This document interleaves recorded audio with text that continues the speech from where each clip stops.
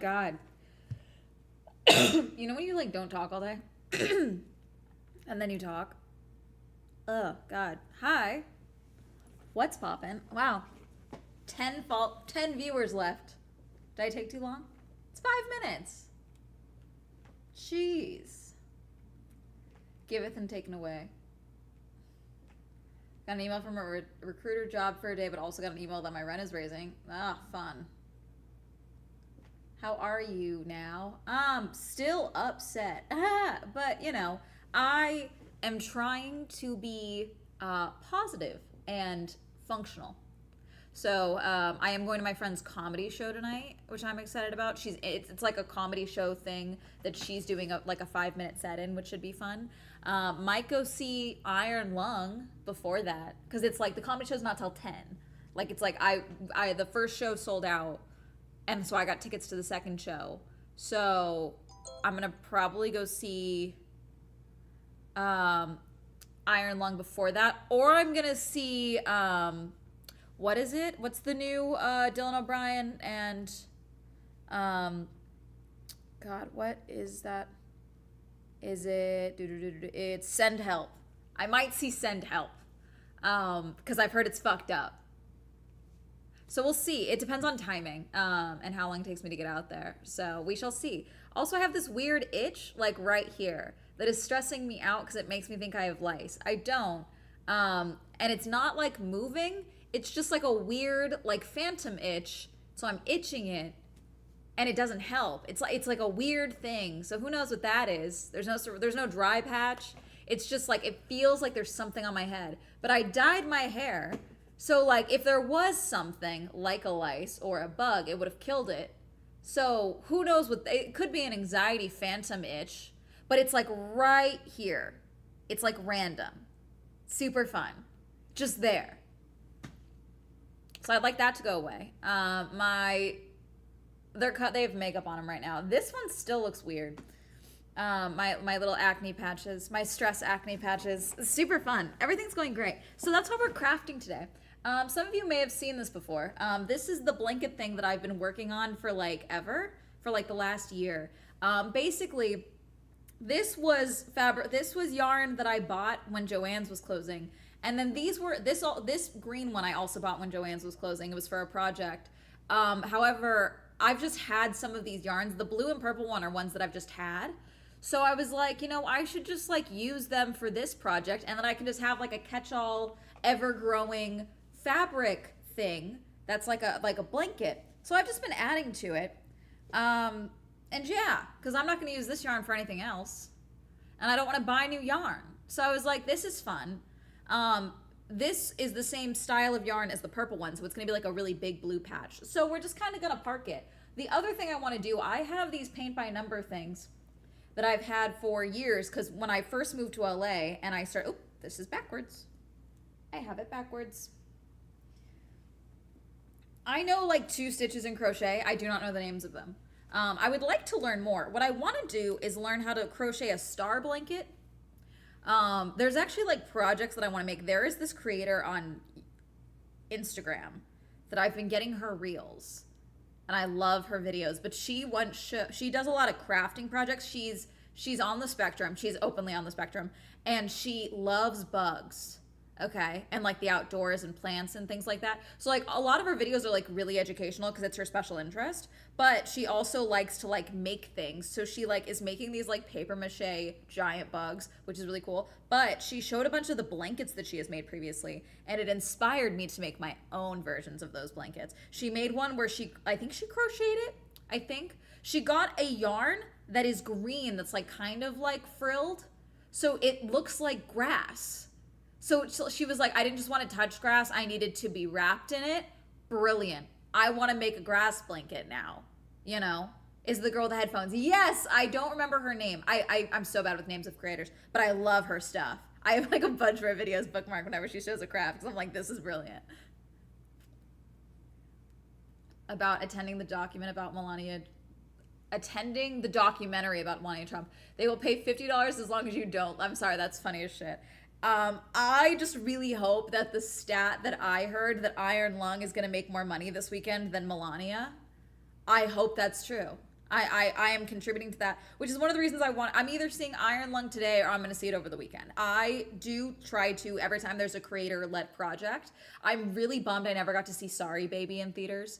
Whether I know that creator or not, which I mean, I don't know most of the creators whose projects end up in theaters, but if a project from a creator goes to theaters, I do try and go to support it because that helps future creators as well in the future, like get more, creator-led projects made, or it helps more creators break into more of like mainstream media, because like it does count against us sometimes, even, which is so silly because I do think that some creators suck at acting, let's be totally frank, but what happens as well is that a lot of companies now that are like casting projects, casting directors, producers, they want someone with the social media following. So it's like, okay, what are we doing? So it's like every actor that I know that's like just an actor, they're also doing, quote, the social media thing because they have to. But then it's like, oh yeah, if you're a YouTuber, that like counts against you. It makes no sense to me. It's very silly. Going to my local AMC is almost sold out. The one I'm looking at is not sold out, but it's a Thursday. A lot of people out here, you either go to on a Thursday or you don't. You know what I'm saying? Like, I feel like it depends. And the theater that I'm going to, I think, just reopened. Because a bunch of theaters stayed super closed during COVID, after COVID. Also, fun, the Nipah virus, which does not easily transmit between people. We should make that note. They're screening for it now in a couple of different flights in airports in India, because there's been so many cases. And it has, I think, a 70% death rate, which is concerning. It doesn't look like it's mutated at all, so like it hasn't changed in how it is transmitted. It's not like a person-to-person contact. I believe it was a type of food that has come in contact with a certain type of animal, I believe. But I just, I every time since COVID now, they talk like, another coronavirus, monkeypox, Nipah virus. I don't like it. It makes me it scares me. I get concerned. So I will be buying more masks, which I always keep on hand. But, I just like to be prepared. So, we'll see. So yeah, but let me show you. I can show you guys her videos maybe. Because I want to show you, she did a video where she ran through a bunch of her, let me see. Is there an easy way for me to find my bookmarks on here? We're going to find out. On mobile. I feel like on desktop it's saved. Oh, all posts. Let's see. She also did this sick one. I'm obsessed with this blanket. This is one I want to do, but different. She did this leaf one where it's like plush fabric leaves, where it's like a quilt that she made, where it's like each individual piece is a leaf, okay? And so it like when she's holding it up, it looks like a vine wall or something. It's so cool. But then when you lift up each leaf, like each individual leaf is sewn, it's not sewn flat, so she can like hide like little bugs that she like embroidered onto the blanket underneath, so it's like a surprise. It's like a find the bug. It's so fun. However, I want to do one with butterflies because, monarch butterflies like to, chill out on logs, like all collected like that. I kind of want to do one with monarch butterfly wings, so it looks like they're all like lined up on a log. And then like underneath is like bugs or like body parts, because they also like to chill out on body parts. And you guys are like, what the fuck is wrong with Amanda? God, going through my bookmarks, I really am in a camping. I need to go camping. I need to escape to the wilderness. I need no Wi-Fi. I haven't gone camping in, God, years, because aside from like camping in my car for like an event or something where I just like camp out there, because I can't be away from Wi-Fi. I need service. And I like camping in Joshua Tree where there's no service internally. Aside from like on certain hikes where you can get like you'll get like a ping here and there from service, which is always funny. Let's see. I'm digging. I know I bookmarked it. I definitely screenshotted some of them, but I'm going to look for the video itself. Oh, no. Is this it? No. Found it. Yay. Okay. Oh, I can pause on... Oh, on desktop you can pause a reel. You can't do that on here. Okay, let me show you. Let me show you her videos. This is Sound of the Forest, whose name I forget, but that's my bad. That's because I forget everyone's name. Properties. Properties. Oh, cancel. Okay. Properties. There we go. I think this is it. Perfect. Okay. Can you hear? A lot of blankets. Look, okay, every time I'm stressed about the state of the world, I make like a leaf or moss blanket. Like and the as video, you can by the way. see, Thank you. the state of the world has not been great. Here's a tour of some of the moss and leaf blankets that I have made. She makes First moss up is blankets. my leaf I blanket. love this. Is It's the just leaf a blanket. Isn't blanket this cool? I individually sewed all of these leaves, and then I It's so embroidered sick. a bunch of like butterflies and sewed them on. I even like hid underneath some of the leaves like got like a spider little web. things you can find, like there's a spider web, there's Isn't that like a bunch, sick? there's a bunch of bugs. Oh, like there's a centipede. I just double crocheted fuzzy green yarn because I didn't want to just make need one. to touch grass, I needed to sleep in it. And just freeformed crocheted a lot of This is something that I want to learn how to do because I took a photo of when I was walking Hermes the other day. I took a photo because I was walking because of the rain we've been having. There's been a lot of moss growing up through like the cracks in the pavement and sidewalk, and I live not too far from a couple different construction sites, so it's like a lot of like pavement from where they rip things down, and it looks super cool. And I want to make a pavement and moth inspired blanket, but I don't know how to crochet a blob. I need to learn how to crochet a blob. I can't crochet a blob. You know what I'm saying? Moses blankets. Remind of that leafy blanket, right? Isn't it fun? But I want to do like that leafy blanket, but like so it looks like logs, where I could either detail a bunch of like stripes on it so it looks like wood underneath, and then the butterfly wings on top for monarch butterflies. I think that'd be really, really sick. So it looks like they're all like lined up on the thing. I think that'd be cool. moss / lichen. I've done multiple versions of that. It's quite I need to learn to make I really want to learn how to make a blob. This is so sick, you know? satisfying Aye. still. Plus, you don't have to count because I'm so bad at math. Another freeform crochet. See, this looks so sick, and that looks so fluffy too. But this is just with really fuzzy yarn. I've made some leaf blankets. Also very fun. I love a leaf blanket. I saw some leaf I'm blankets just crocheting. online, but they were way too expensive. So we're I just showing- kind I'm of drew up showing a pattern, found some projects green that I wanna make in the cloth that future. I like the texture of, and then sewed it inside out, flipped it right side, and then just sewed on some lines. Voila! I did Voila. finish the leaf blanket. Anyways, I love her stuff. She's very funny. I like her stuff. But I wanted to show you. The other thing I want to do is today, I started explaining this and then we changed the subject. I did paint by numbers when I first moved to LA because I was looking for offline hobbies. Because I was obviously a full-time creator all of a sudden, and I was spending way too much time staring at a screen.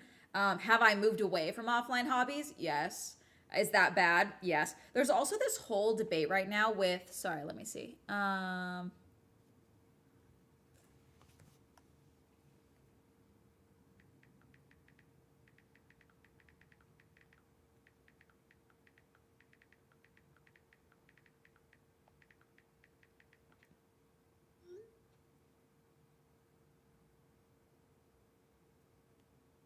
Sorry, my friend asked me if I can record a line for his video.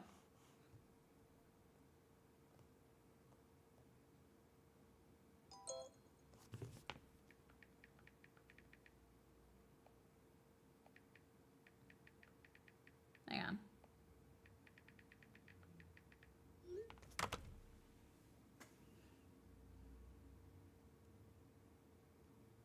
I bet Amanda's phone is never dry.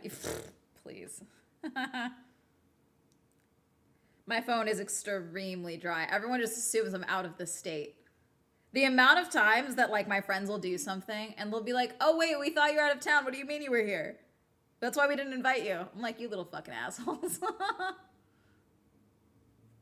Someone who works from home, I also try to do offline stuff. But yeah, I did a bunch of pay by numbers, and some suck, but I have them, and I want to put them in my stairwell, which is where my spiral staircase is, because it looks plain. And I wanted to originally paint outline borders on them because there's like numbers on them. I've decided I'm just gonna cut off the border because I think that'll look better anyway. And we're just gonna do that today. So I'm gonna finish this row, and then we're gonna cut those borders off, and then I can put those on my wall, and then I'll have more stuff on my walls because I'm stuck here until I decide to buy a house.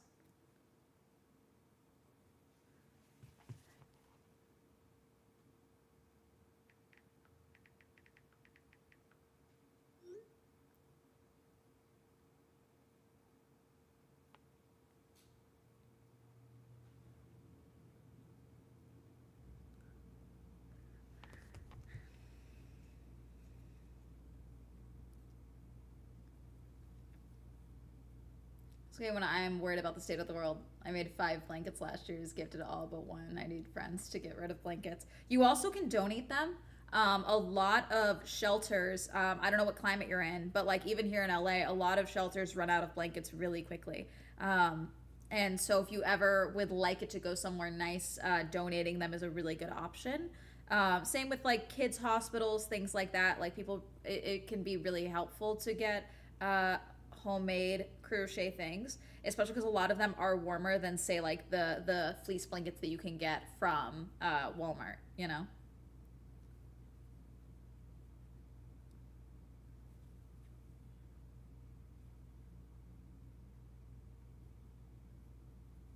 Let's fucking go. Sorry, hold on. Is this real? Former officer Sean Grayson has been sentenced to 20 years in prison for the death of Sonia Massey, a black woman whom he shot after she called the police for assistance.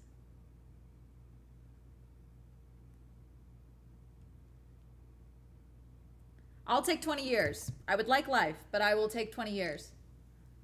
I will take 20 years. I'll take any form of consequences for shooting a woman in her own home. With this cold front. Yeah, exactly.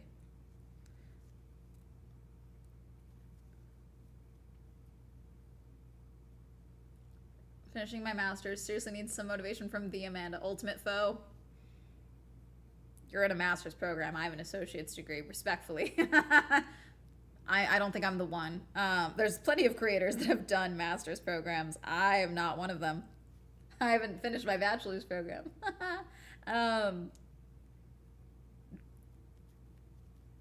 My recommendations would be do the reading, and remember that sleep is a valuable resource and will keep you from dying. Any consequences are a win at this point. Yeah, especially because like they're not giving out consequences.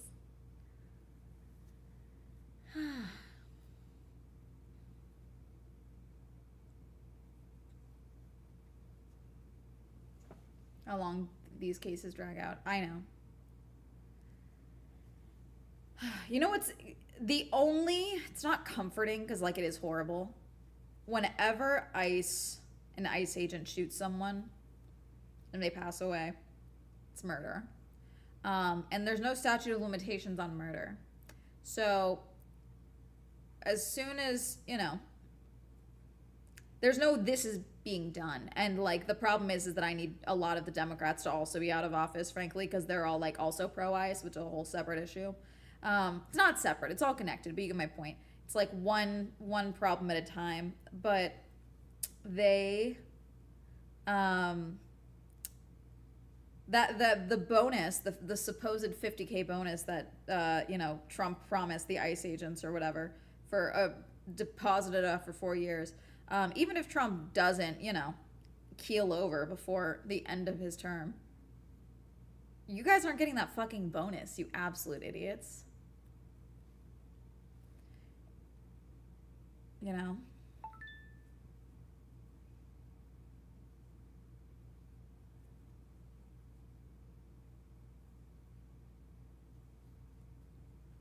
It's a 5-year bonus structure. It's so fucking dumb.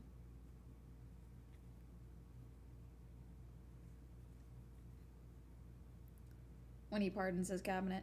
Yeah, Kristi Noem has been using the Nuremberg defense, which is wild. Or trying to, you know. I'm just following the orders of the president. Okay. Remember that when you're in a jumpsuit. Remember that.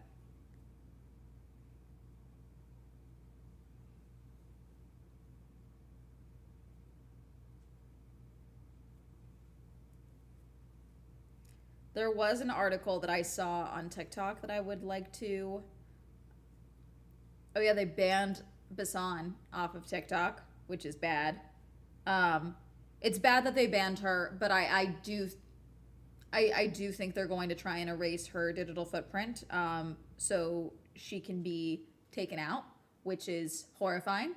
But she has caused many a problem and has brought a lot of, you know, documentation and light to what's happening in Palestine, in Gaza, and unfortunately that does put a target.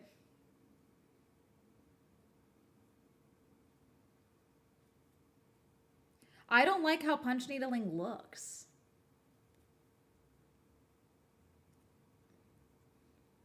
I like how embroidery looks. I have seen a lot of moss embroidering on Pinterest lately, which does look fun. Like using it to add moss detailing to holes on sweatshirts and things like that.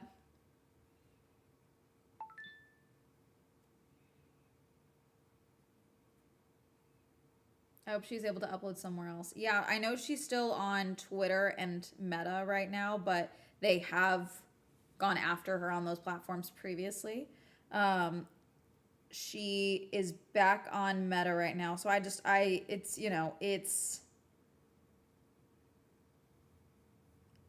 you know, vocal as you can, document where you can, things like that.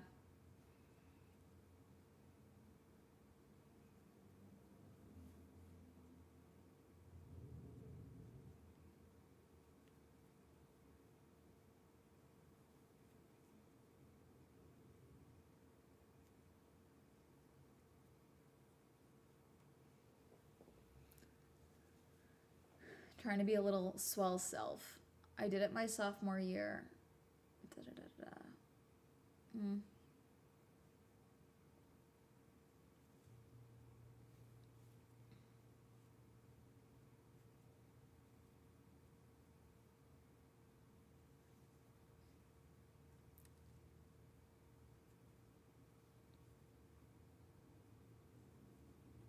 I think a play platform where she can just upload the video directly without a third party would help. The problem is that the service goes up and down, and there is like every platform she can be silenced on, which is the problem. YouTube as well, Patreon as well, Substack as well. You know, I think she is on all these platforms, but it's like there is no, you know, if they want to buy a platform and silence her and make it so that, you know, there's no contact, they can hack a Signal chat. You know, it's unfortunate, but it's the current reality of the situation. And so just being vocal and bringing attention to it is the best thing that can be done at this point.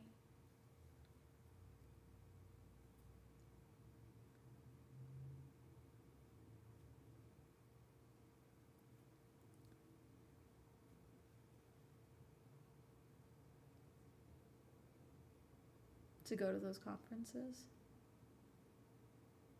Just summertime is convention season. I missed out on the Sonic Symphony in 2023 in Southeast change.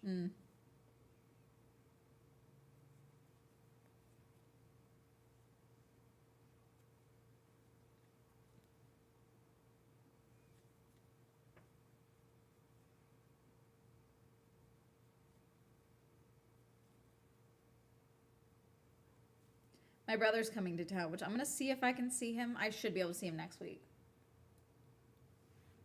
So, he's coming to surprise his friend. But he's like, It's one of those things where it's like my brother is one of those people that whenever he comes to town, he's like, "What do you mean you have a life? I'm here. You should want to see me." And it's like, okay, well, I have bills and I have things to do and I have things that I planned and scheduled before you decided 2 weeks ago that you were coming to town, respectfully. So I will see him at some point. But unfortunately, that just happens a lot when people travel and they're like, "Oh, while I'm here, you should want to see me." And it's like, I unfortunately have things. You just told me you got to town, you know? Which is why it's like if I'm gonna be somewhere where like I'm traveling and I see friends, I try and give them like a heads up.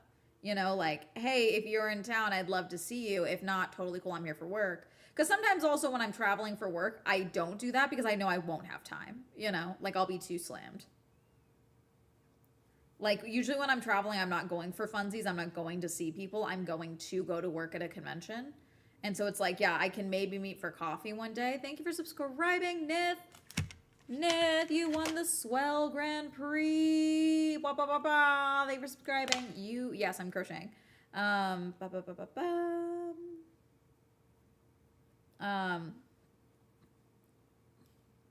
Nomad, thank you for the 5 gifted subs. Thank you so much. Oh my goodness. Thank you. I feel like it's even more understandable in LA. Stuff and things. Excess of self-esteem. Thank you guys for the gifted subs. Yeah, I feel like also it's like because it's also just hard to get around. It's like, hey, I want to see you. I got a Airbnb in Santa Monica. I understand you live in East Hollywood. I would love to see you. Can I just like walk to you? How far is it? You know, like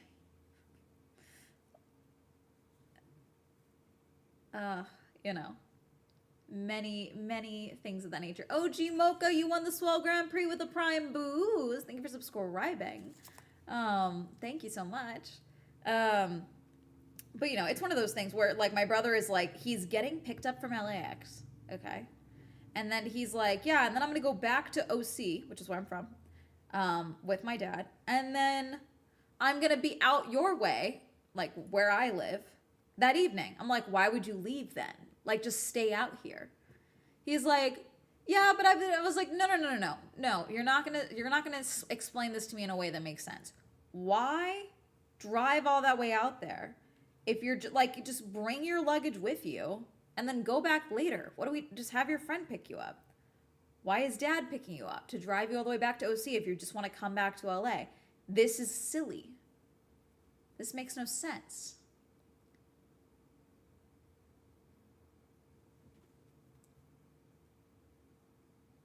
When I travel back to England to see my family, my brothers are always like, come to London to see me. I'm like, it took 24 hours to get here. I'm busy. You can probably manage the 30-minute trip to see me. Yeah.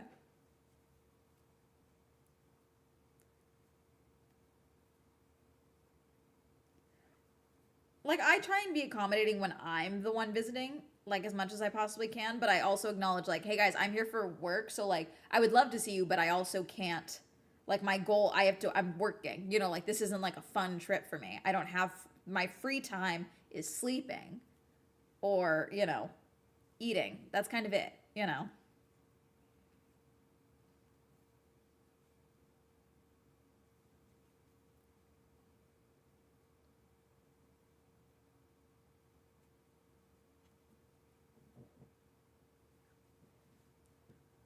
Doop.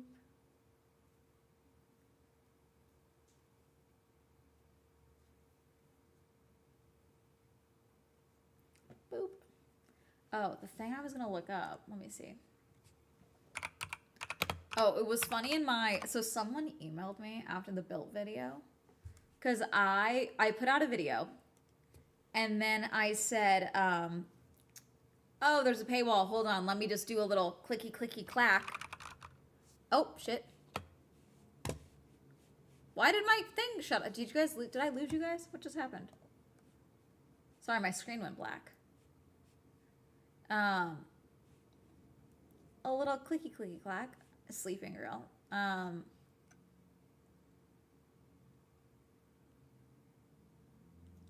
Okay, good. Sorry, my screen went black. I was like, that's weird. But I did a little clicky clicky clack, And in the video, and what I was doing without saying I was doing is I was bypassing the paywall. I wasn't because then I immediately start reading the article that I just previously said was paywalled. So someone though sent me the same article without the paywall and was like, here you go, paywall free article. And I was like, okay, but did you which is very nice. And I'm not bothered by that. But I have done that previously where I'm like, I'm not even going to try with this because sometimes I can't bypass the paywall. But I then immediately start reading the article. So obviously I was able to get past the paywall. William also, I literally sent to him hey, here's how you get past the paywall. So he could use the paywall in the video, And it was just, I thought it was funny because I was like, it's one of those things where I'm like, okay, digital literacy. It's things like that where I'm like, let's look at the video because you obviously me being like, let me just do a little clicky clack. You may not know what I'm doing. Understandable. However, you should pick up on the fact that I then immediately start reading the article. You know what I'm saying? Because the temporary status being revoked. Fun. I'm sorry. Digital literacy. Yes. Okay, but what I wanted to show you guys, or read to you guys, I saw this article.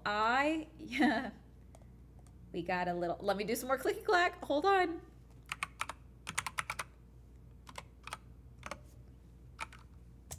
Let's see. Yep, it's here. Okay. This is an article from The Cut by Charlotte Cowles. Okay. I think Charlotte's the one that lost 40 grand to a scammer. So as a financial columnist, wait, is it her? Hold on, let me check. Can I check if it's her? Let me see.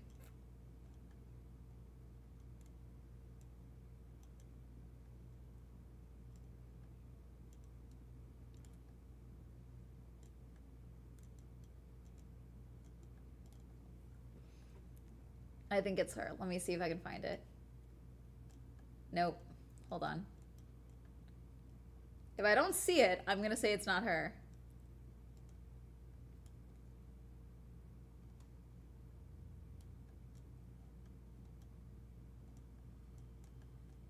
Let's see. I think it's her. It was 2024, right?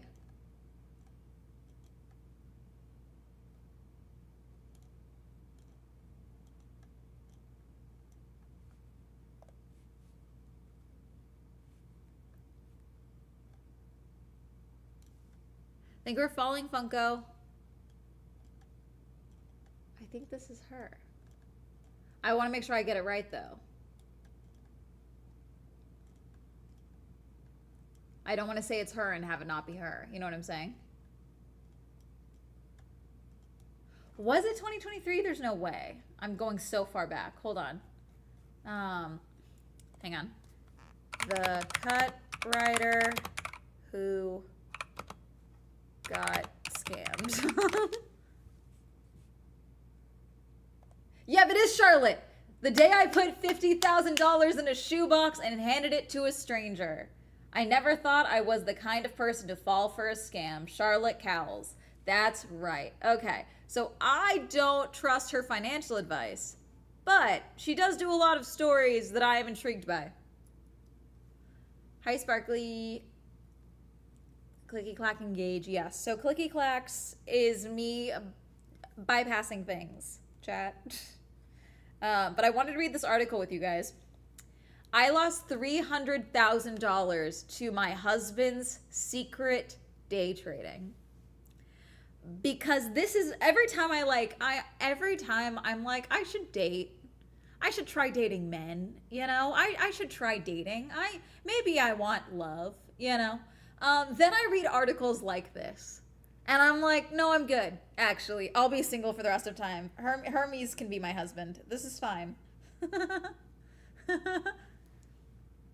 More about the shoe, dude.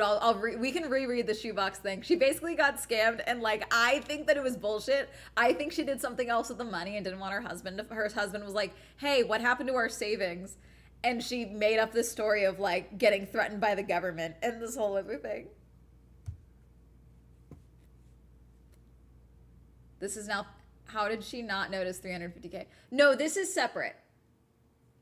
This is sorry, guys, my bad. Let me explain. So, a lot of what happens a lot of times, and sorry, you guys can't see the title. It's in quotations. Okay, this is a profile, I believe, that Charlotte is doing on someone else who is written in talking about what she's experienced from her husband. Okay, this is not Charlotte being ripped off of $300,000 from her husband.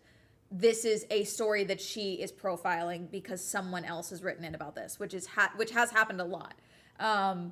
A great video here. Let me give you this video. This is a fantastic video. I love the Financial Diet.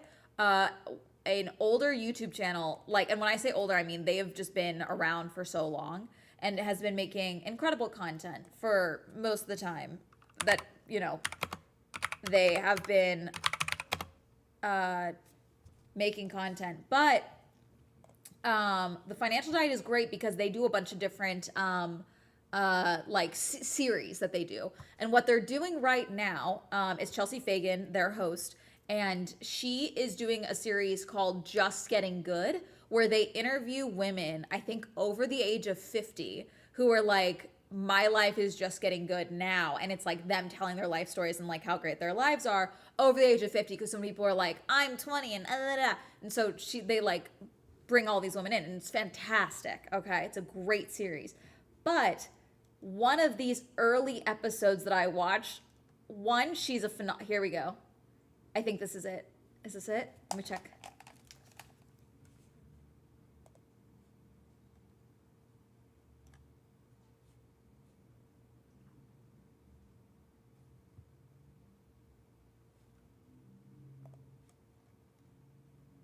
I think this is it. Hold on.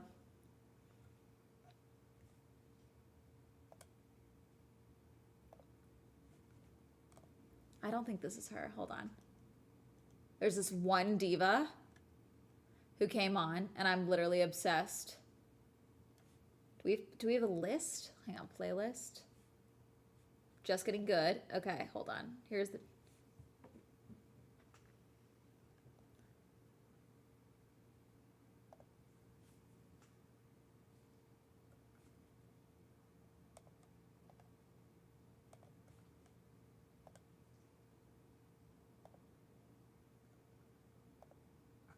Oh, okay. Here it is. This diva. Title of the episode here. I'm going to put it in chat. Paste. Fantastic episode. I highly recommend it. Okay. YouTube chat, I'm coming for you. There you go. Fantastic episode. I highly recommend it. The title is Being Single Isn't Scary, The Wrong Marriage Is. She was married for years, and I'm just going to spoil it a little bit for you. Because one, she's a phenomenal storyteller. She kind of had Chelsea on the edge of her seat, because she would be like, she'd share a detail, and then Chelsea would be like asking a follow-up question, and then she'd be like, and this happened. Chelsea would be like, what? It's so good. I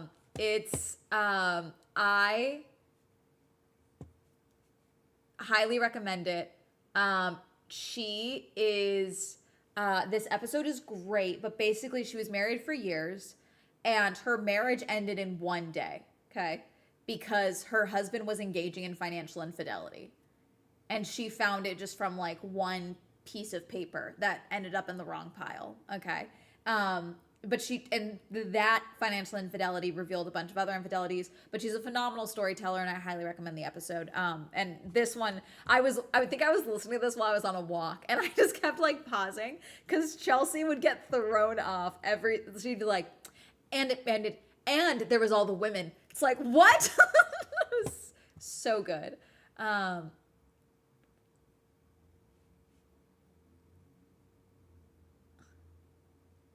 Let's see.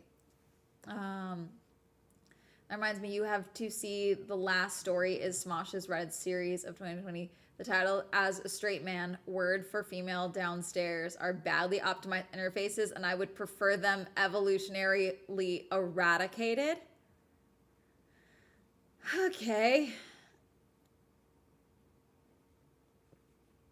Okay, but I wanted to share that episode because this is great. But the financial infidelity is very similar because we were talking about, you guys, the divorce. So here is the breakdown.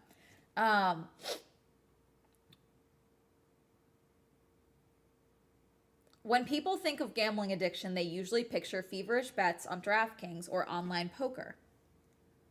But day trading, which allows investors to buy and sell stocks easily and legally online, can be just as addictive and destructive. The vast majority of day traders are unprofitable. Here, a woman in her 30s recounts learning that her husband lost $300,000, including $160,000 from the sale of a business she had started and sold by day trading over the course of about 2 years. Just absolutely absurd.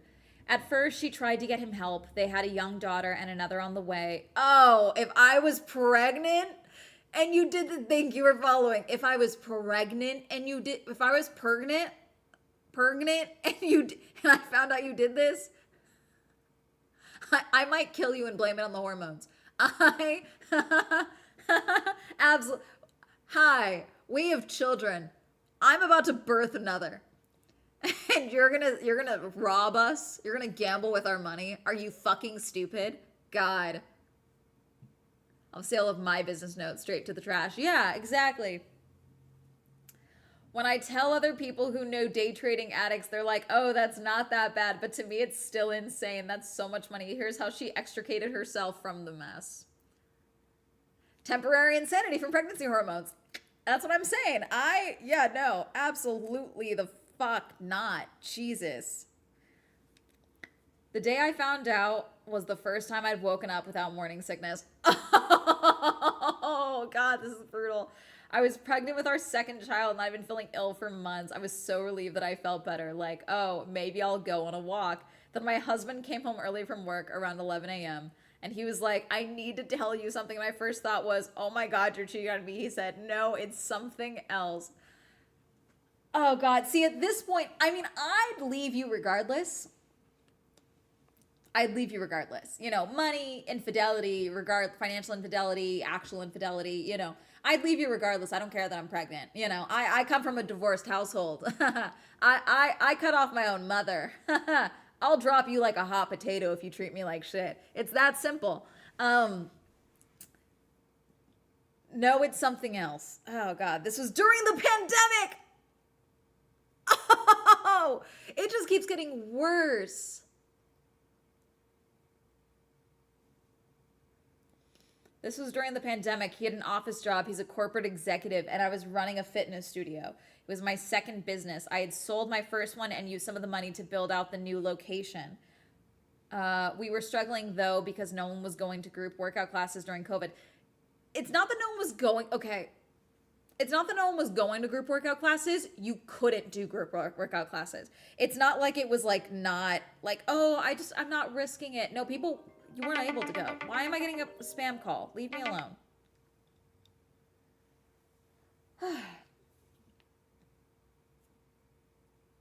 We'd a cushion from the sale of my first business, about $160,000. So we were better off than a lot of business owners at the time, but I didn't want to tap into that. Let's see.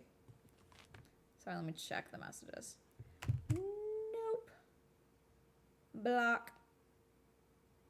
Okay. But I didn't want to tap into that money unless we had to. We put it in the brokerage account that my husband managed for us. I had asked him to transfer me money from it because I had to pay the rent on the studio space, but he kept forgetting and I kept reminding him. Finally, I think he got backed into a corner. The money was gone. You for starting a business like that requires being in person during the pandemic. No, I don't think she started it during the pandemic. I think it was already, very few people started a business during the pandemic. It sounds like she started the business and it was early on in the days when COVID happened. COVID happened very quickly, everyone. You know, it's not uncommon to start a new year and have it be like, oh, we're opening this business in the new year. And then 2 months into, you know, the end of February is when San Francisco declared a state of emergency. You know, like everything happened very quickly. From the time that like I was coming downstairs crying to my dad about being scared about COVID because I was seeing videos out of China, to then the next day there being a case in Orange County, okay, to then them flying all of the people that were at the bases in Wuhan back to the United States and putting them in quarantine, to the time that shutdown happened, it was like a month. Like, it was very quickly. You can't just open a business in that time. Like, that, this is clearly something that someone had already been working on. They already had gone. This was probably early days of a company. And even then, it was like the first business to open another location. We don't know when she did the sale or anything like that. I don't think she opened a business during COVID. Seeing thousands of dollars just gone is horrible. I have been there.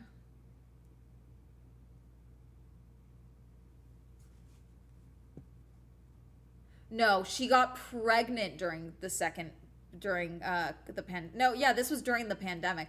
I mean, it's, unless we get a date, I'm operating under the assumption that she, like, surprise, you also wouldn't start a business when you're pregnant, frankly. It's unlikely. I'm assuming this was just early days. She had sold the company in like 2019, started the new location in 2019, found out she was pregnant, because morning sickness is first, that's really early in the pregnancy. So I'm assuming it was just a lot very, very quick, close together. And then also from the stress of a pandemic happening. You know what I'm saying?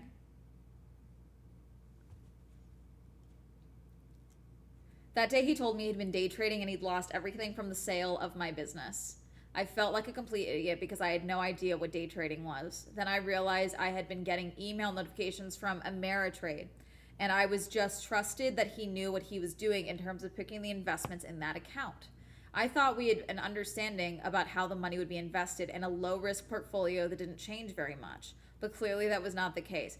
No, I don't think it's that you guys didn't have an understanding. I think he thought he was smart enough to day trade and believed the shit online that day trading is easy, and thought that he could do this without you knowing because he didn't respect your opinion on your finances and thought he knew better than you. I think this is very clear.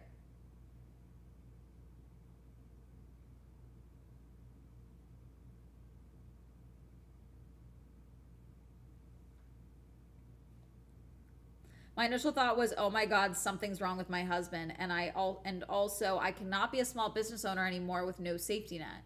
At the time, my oldest daughter was 10 months old. Oh, God, 2 under 2 is so difficult. God, I respectfully, I really can't imagine having 2 under 2. It sounds so stressful. I've been around parents that have 2 under 2. It's so stressful. It's so stressful. And we didn't have childcare. I would bring her to the studio with me. I thought, I'm going to have to get a full-time job, and then I won't get to spend as much time with my daughter. And I was upset, but I was very focused on how to solve the problems and what the logistics would be. I didn't really let myself sit with the feeling of what had happened. I just tried to fix it. Okay, in this fixing it, did you ever think, leave him and sue him for because what are the finances? What state are we in? She didn't say what state, right? I don't think so. Because if the previous business was in your name, like only your name, and he took that money, even if it wasn't a joint account, you could have a case. I'm not a lawyer, so I'm not certain. But I feel like you'd have a case if it was your business. You're saying it was your business, you know. If it was if it was jointly funded by you and your husband, then that's one thing. But I'm so curious. Family run shuttle business for 20 years. I know they lost money, but never said why to anyone when they were suddenly stealing water jugs from the office and using company vehicles beyond normal use. It all ended upon COVID happening.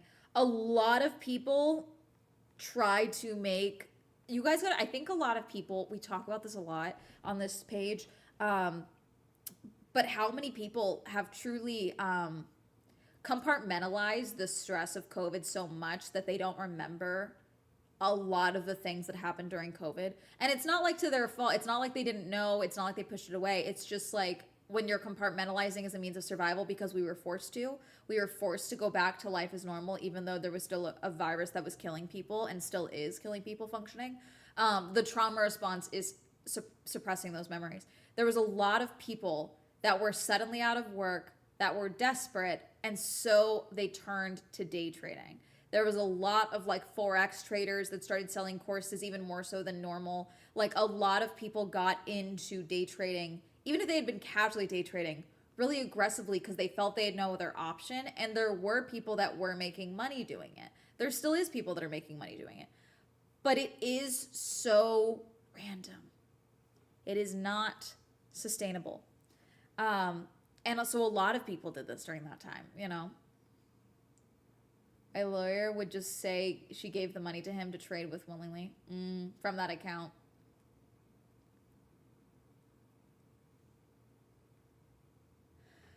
I also felt really bad for him. I just couldn't reconcile that he would be irresponsible with our money. It was unlike anything I'd seen him do before. I remember giving him a hug and I was immediately strategizing, what do we do next? I knew we had to get him to some kind of treatment. And this sounds silly now, but I didn't put it together that he had a gambling problem. I thought he was having a mental break. See, I feel like there's a bit, I don't know if this is just her writing or what. I want more questions asked in this bit. Like what else did he say to her? Is he crying?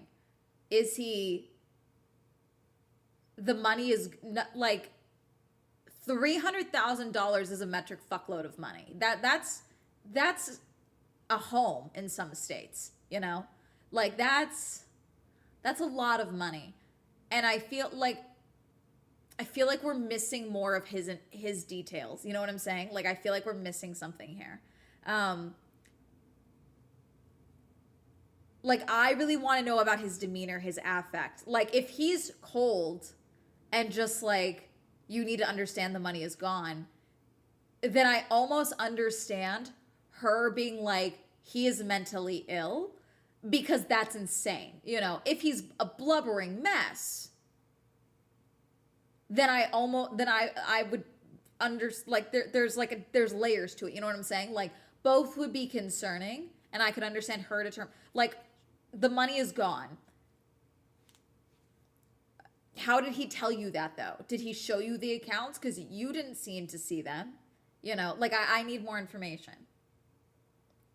I told my business partner what was happening and she was like, this isn't your fault. It's going to be okay. We'll figure it out. And I was very worried about this affecting her. I was supposed to be providing the cash runway for our business and I no longer could. I also called my parents. Their response was, how could he have done this? We love him. They encouraged me to keep doing what I was doing, work on the marriage. I feel like I'm missing details here. You know what I'm saying? Like, I feel like we're missing notes. Things are missing, you know? Like,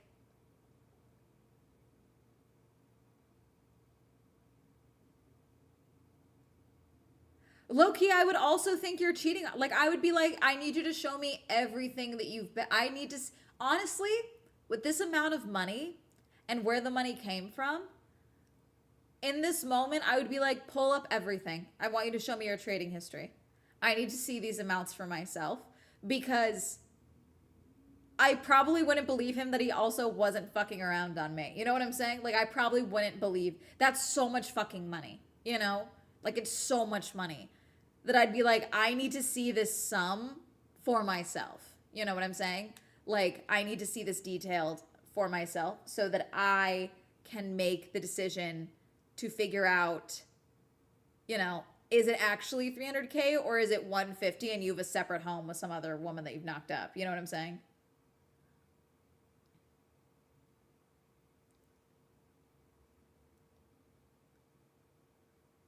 No, I don't doubt that this is cold. Like, dude, this could be California. I know couples like this. I was raised with friends' parents who are like this. I think it's idiotic. I think it's insane, frankly. I researched mental health programs that he could do in the evenings after work. I found one, signed him up, and paid for it. He went, and they had support groups for family members that I went to as well. I didn't really find it that helpful because everybody was struggling with something different. It really ran the spectrum of mental illness. They offered generic coping strategies for depression and anxiety. I was hoping we'd get some kind of diagnosis, but we never got one. No one told us he was an addict. God, I have so many questions. I started looking for work and found a job in tech a few months later. when I was about 7 months pregnant. God, this is so. I also taught a bar class at a friend's studio to bring in more money. So I would wake up a couple of mornings each week at 5 a.m., go teach a class, super pregnant, go to the office, and then stop by my own studio on the way home. It was intense. I also took over all our finances and locked him out of all our accounts. Smart, or at least I thought I had. Oh! Oh, God.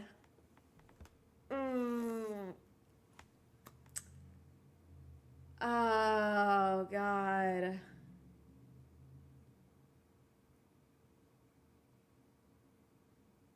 Okay. Okay. The job I found was doing operations for a tech company similar to what I had been doing as a small business owner, but 100% in the office. It was a stark difference from being with my daughter all the time. My mother-in-law watched her while I was working. Then my second child was born and my maternity leave was 6 weeks, which sucked. After that, we got a nanny, which was the cheapest option we could find until my oldest could go to preschool. How much are you paying this nanny? The amount of things that I've seen, I love there's a bunch of different like programs and creators that do a quote, you can't afford a nanny series that are nannies. And it goes through like different job listings for nannies that are like abhorrently underpaid. So I'm very curious about that here.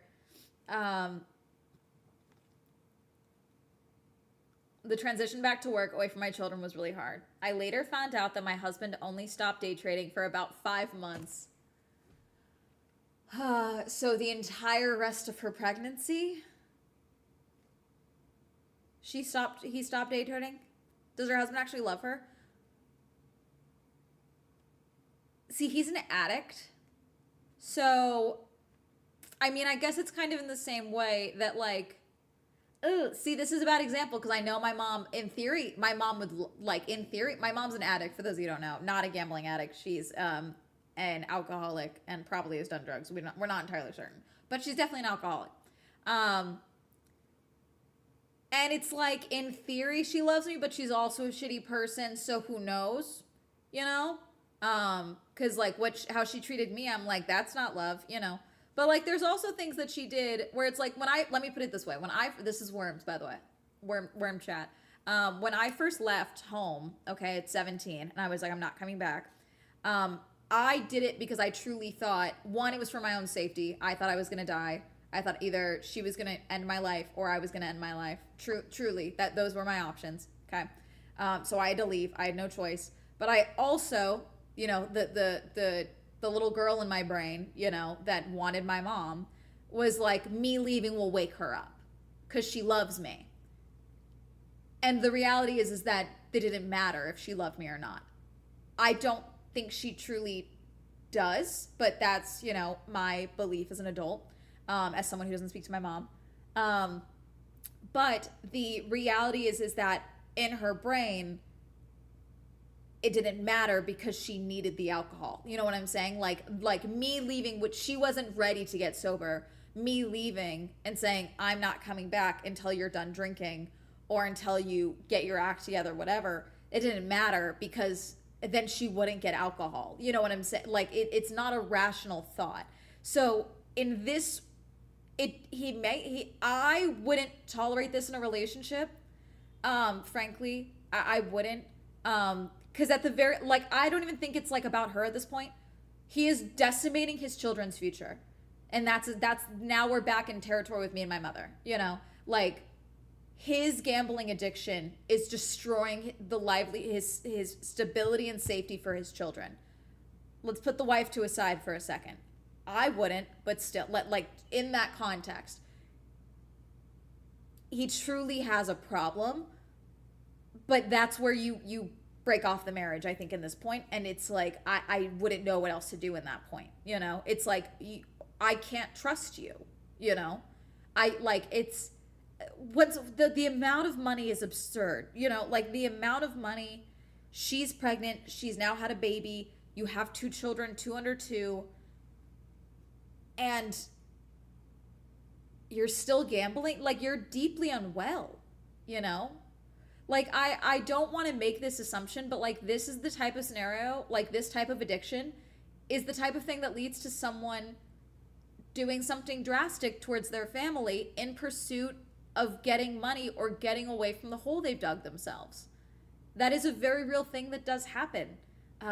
Where people are like, okay, I'm out of money. She's gonna find out. What do I do now? And unfortunately, there's a lot of people, men in particular, that do take drastic action that involves ending someone's life. For the safety of her and her children, someone in her life should have told her to get out of there, frankly. I'm hoping we get to that point after this, but we'll see.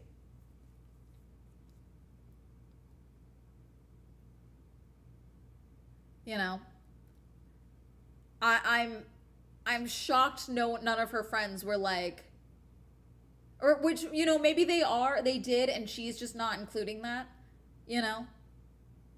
Like, who knows? We don't have the benefit of hindsight, the benefit of like other perspectives in this. It's just her perspective. So like, there could have been friends that were like, hey girl, you need to leave him, and she cut those people off because they didn't, you know, support her in that way, you know. Yeah, she could have just been like, yeah, he has a bit of a gambling problem, and like didn't tell about the full amount, you know.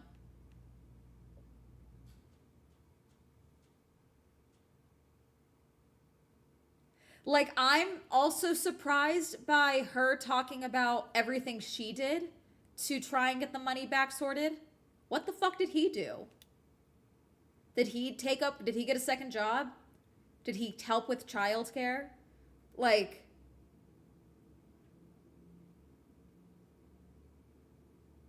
you know, like that alone. I'm like, leave him. God.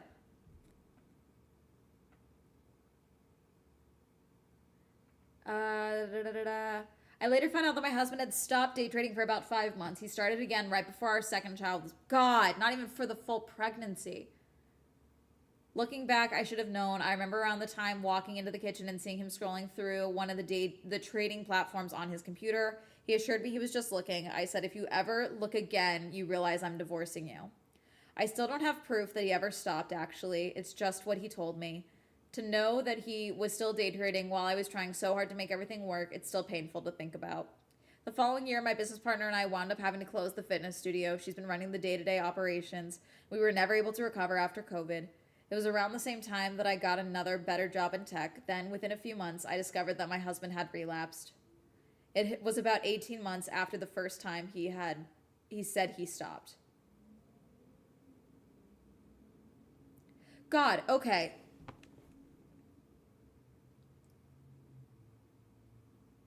So what, 12, 13 months he was gambling with the money again?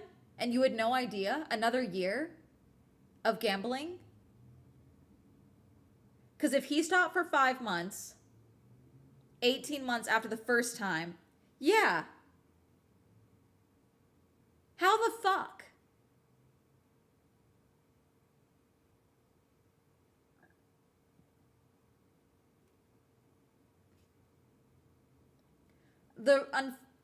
I'm gonna use this word. I don't use this word lightly, because this is also one that I have experienced myself, obviously. But addicts can be extremely selfish, and like I said, addiction is an illness. Okay, but it is the nature of addiction is selfish, and it's not always intentional. But it's the concept of how do this is the thing that makes me feel better. I need to do this.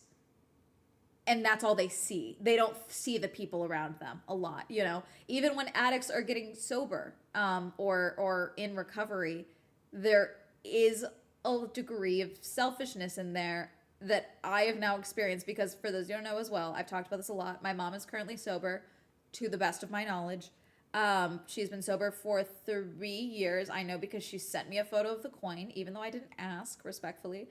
I've had a lot of other people in my life that are not in my life, but like they've said that I'm a piece of shit because I haven't just like forgiven my mother for all the horrible shit that she did, sober and drinking, because she's sober now, and therefore that shouldn't matter anymore. And she also believes it shouldn't matter anymore because she's sober now. Because It's what she wants. She doesn't give a shit about what I want. She doesn't give a shit about how her alcoholism affected me, her child, when I was a minor. That doesn't matter to her because she is focused on herself. And it's great that she's sober. Fantastic. Great for her and my brother. I want nothing to do with this woman. You know what I'm saying? Like, and it's not rational. It's not okay. I'm not saying that it's okay, but it is unfortunately a reality of addiction.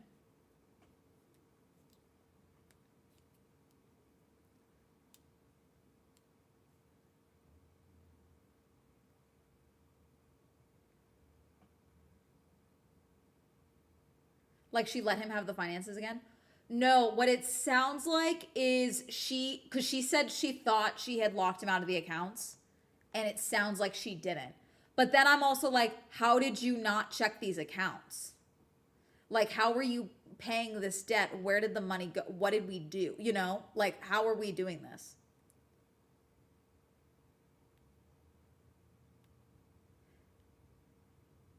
It's not about if you feel you can't take it. It has nothing to do with that. I don't let people in my life that haven't changed. I don't let people in my life that I find out are not good people and they do not prove me otherwise, my mother included.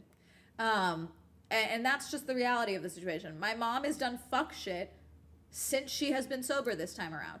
Fantastic, you're sober for 3 years. You're still a bad person. So you're not going to be in my life. You're not going to fuck up my life. You're not going to take credit for how I am as an adult. I am who I am in spite of you, etc., etc., etc. Okay? And that's, you know, the reality of the situation. You know, it is what it is. As far as gambling addiction goes, as I said, especially because, like, I'm talking about a woman, by the way, and, like, I was in danger, you know? Like, physically, I was in danger. She drank and drove with me and my brother in the car. She was aggressive. She was violent, you know?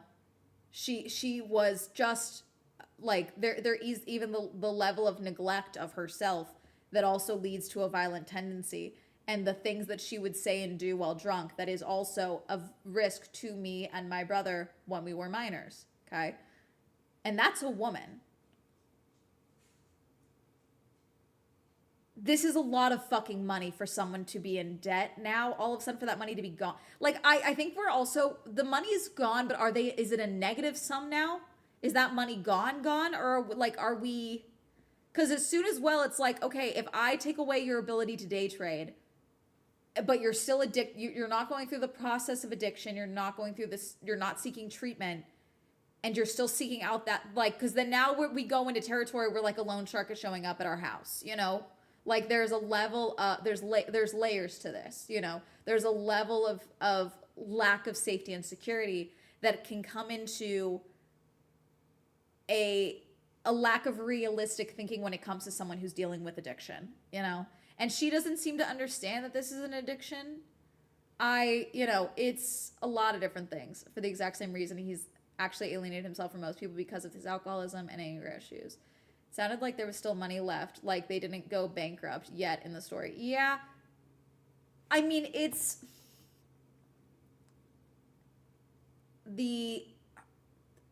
I'm so curious because, like, what money is he bringing? How well does his job pay?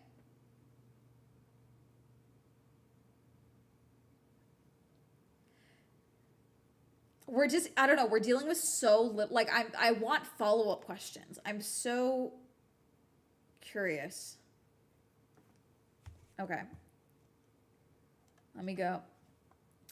I found out on this weird night he was often up really, really late. It was a long-term source of conflict in our marriage. No, she did say it was she did say what his job was. Da,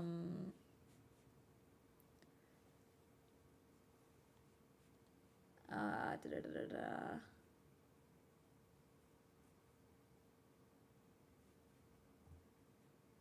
He had an office job. He's a corporate executive.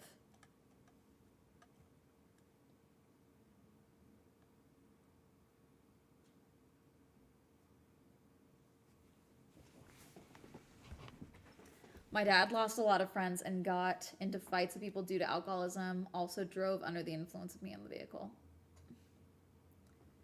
I found out on this weird night he was often up. I think part of what kept him up was that he was trading, but also he would lose track of time.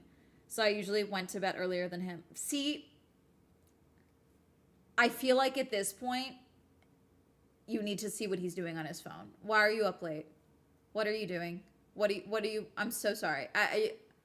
You've got to turn into the psycho wife at this point. On this particular night, I woke up and he still wasn't in bed, and I just had this feeling. I went out into the living room, and I'd never done this before, grabbed his phone out of his hand and looked at the screen. Frankly, you should have done that sooner, respectfully. It was open to one of the trading apps, and I was like, that's it, I'm done. I made him sleep on the couch, and the next morning I asked him to leave, and I called an attorney. He went to a friend's house, and that afternoon he called to tell me he hadn't just been looking at the apps. It was much worse. Oh, God.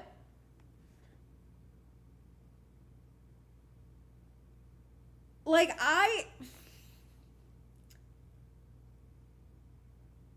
this is where I started to feel really stupid. Okay, a little while earlier, he had taken out a line of credit against our home to pay for something. Why are we putting improvements on the house? No, I'm so sorry. Oh, God.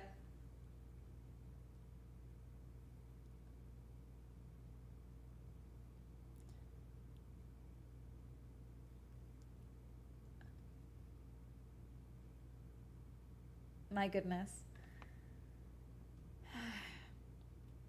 We used about 10,000 of it to do some painting and buy window treatments.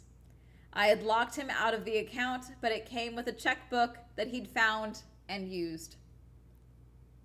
So he'd taken about $35,000 from there.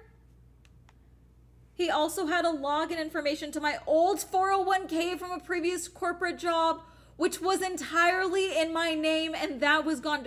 Sue the shit out of him. Oh my God. He liquidated his own 401k and taken out a high interest loan in his name.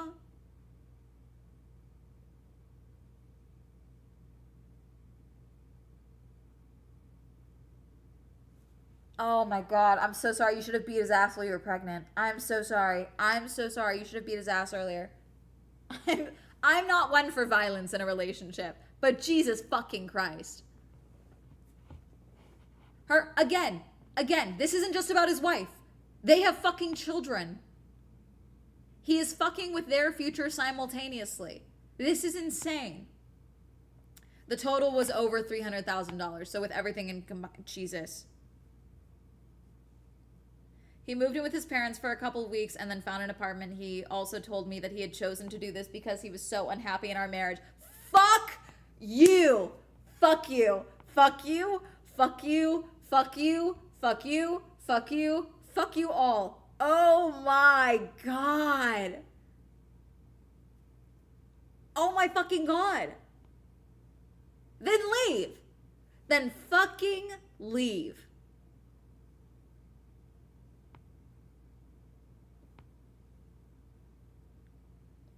It was a real low point. It struck a nerve. I was like, he must really hate me if I've driven him to this.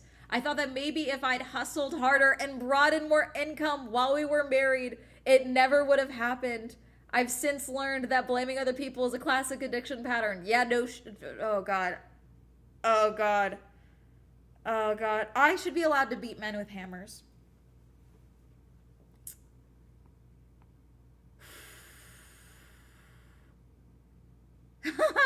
Over men in real time. Yeah. Yeah. Oh God. I do feel like I get pushed further. I am a bisexual woman, but sometimes I read these things and I get pushed further into the I should just date women category.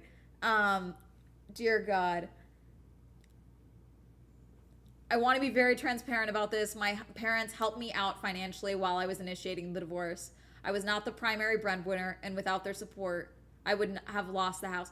How much money was he? Okay, so he lost way more than she's telling us then. He lost way more than she's telling us. I truly believe that, because that's just the numbers that she can account for. What about what he was fucking making? If she was doing all this work to try and make help and try and help, where the fuck was his? I think he lost probably closer to $500,000. At least $500,000, probably closer to $1 million, depending on how much money he was bringing in. If they own their home, they taken out the loan. Oh God, all our savings were gone. I was handling all our bills, including our credit card, and my husband's spending had gotten really erratic. Yeah, see, we're not even talking about the excessive, obsessive spending. So for those who don't know, there's addiction in both sides of my family. Okay, alcoholism in both sides, drug addiction on some side. So it's one of the reasons I don't drink. Okay, I have an 80% chance of developing alcoholism. Okay, so I just nuke that out of the way. But I also have an addictive personality. And so that probably led to my current credit card debt that I have and things like that, because you just have impulse control issues. Okay. So it doesn't surprise me that the gambling also coincided with erratic spending. But then even then, I'm also wondering, he started buying tons of tickets to sports games with the intention to resell them. Yeah, I think he was just obsessively trying to make money and get more money to gamble with. You know what I'm saying? Like it's usually, there's usually like, it comes in pairs, you know, like erratic spending, gambling, alcoholism, food addiction, things like I'm just saying off of my own experience with addicts. But you know, I'm not a doctor or anything like that, so I want to make that abundantly clear. But it doesn't surprise me that there was, I think the total is probably closer to $1 million if we're talking about other spending on top of it, and not just the numbers that she can account for from these accounts. You know what I'm saying? Our credit card bill was over $20,000, which it had never been before. Where?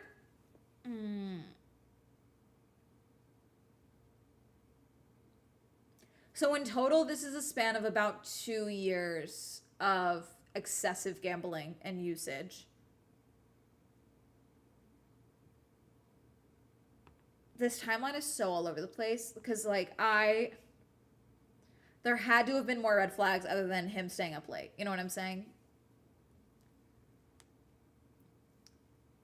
I called my parents and asked for help, and they covered it for me. I knew a lot of people can't do that, and I'm privileged that I could. Even still, I felt very financially unsteady. Respectfully, I don't think, I think, okay. She's only telling us this so that she can disclose that her parents were able to financially help her, which, you have children. I don't want you struggling, whether your parents paid it or, you know, an angel from heaven came down and paid it. I don't care. But I feel like we would only be getting these details about his other spending because her parents helped her pay for it. You know what I'm saying? Like there's, I wish we weren't getting this information wrapped in I am privileged, so I'm very grateful bow. You know what I'm saying? Like this is relevant and important information. I need this to stop to focus on my face and not other things. Going to take a shot in the dark and say that she was doing everything and taking care of the kids. My family was alcoholics, and that's why I stayed away from it too, but I turned to weed instead of spending. Yeah, see, I was very careful with weed. I have a rule where I'm not allowed to buy my own weed. If I go to a party and my friends have some, then that's one thing, but I'm like not allowed to do it. But I mean, I also had the thing of, for spending with me, I grew up with no money. I was broke most of my life, and then I made YouTube money, so I still had this like living in lack type of mentality, and then suddenly I had money, and so I just got really irresponsible with my spending. Blames herself and not him, yeah. She had a nanny. They did have a nanny, she said.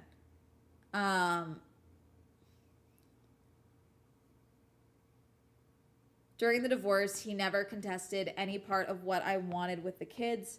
So I have them the majority of the time, but I did have to fight hard over the financial part. When you factor in all the interest that our and my savings could have gained, if he hadn't lost it, the damages are astronomical.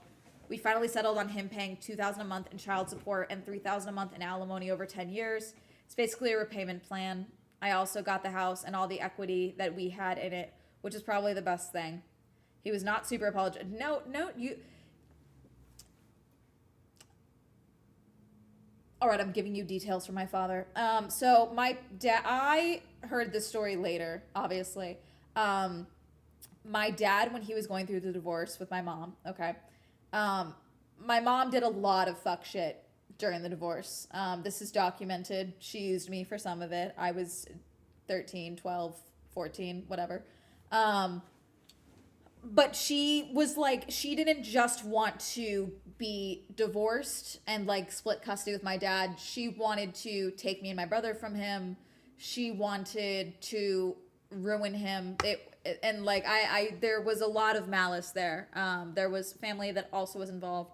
And this is unfortunately well documented. And this is not just me being like, oh, I've chosen my dad over my mom, and so therefore everything is bad on her side. No, like there was fuck shit that I was put through at 12 because she was trying to hurt him. You know what I'm saying? And so my dad, while he was going through this, his therapist said, you're never going to understand why. It's never going to make sense. You just need to focus on getting your kids and being there for them. But you're never going to get a why. You're never going to get an explanation. You're never going to get an apology from anything that's going on. Don't even try and don't rack your brain over it. Don't freak out over it. Just try and get through this for your children, basically. And he said that it really helped him not lose his fucking mind in this really drawn out divorce battle and custody battle over me and my brother. Because it was like a 4-year process before the divorce was finalized. Thank you for following. And the custody battle was finalized. And, you know, in that time, it was just horrible shit. Horrible shit. He was like, it helped because I kept originally I was wondering how could a woman that I had loved, that like we shared children together, how could she be doing this to me? And you're never going to get an answer for that, unfortunately. And the answer is here. You're never going to get an apologetic from the person you're divorcing is not the person you're marrying. The person you divorce is not the person you married. And that is why I'm team prenup. No. But no, it'll never make sense oftentimes. And it's one of those things where it's like, oh, he wouldn't do this to me. He's going to handle everything. And it's like, no. You want the divorce. You need to operate as if this is a stranger that you are separating from, frankly. You need to operate as if this is like a slightly hostile force, frankly.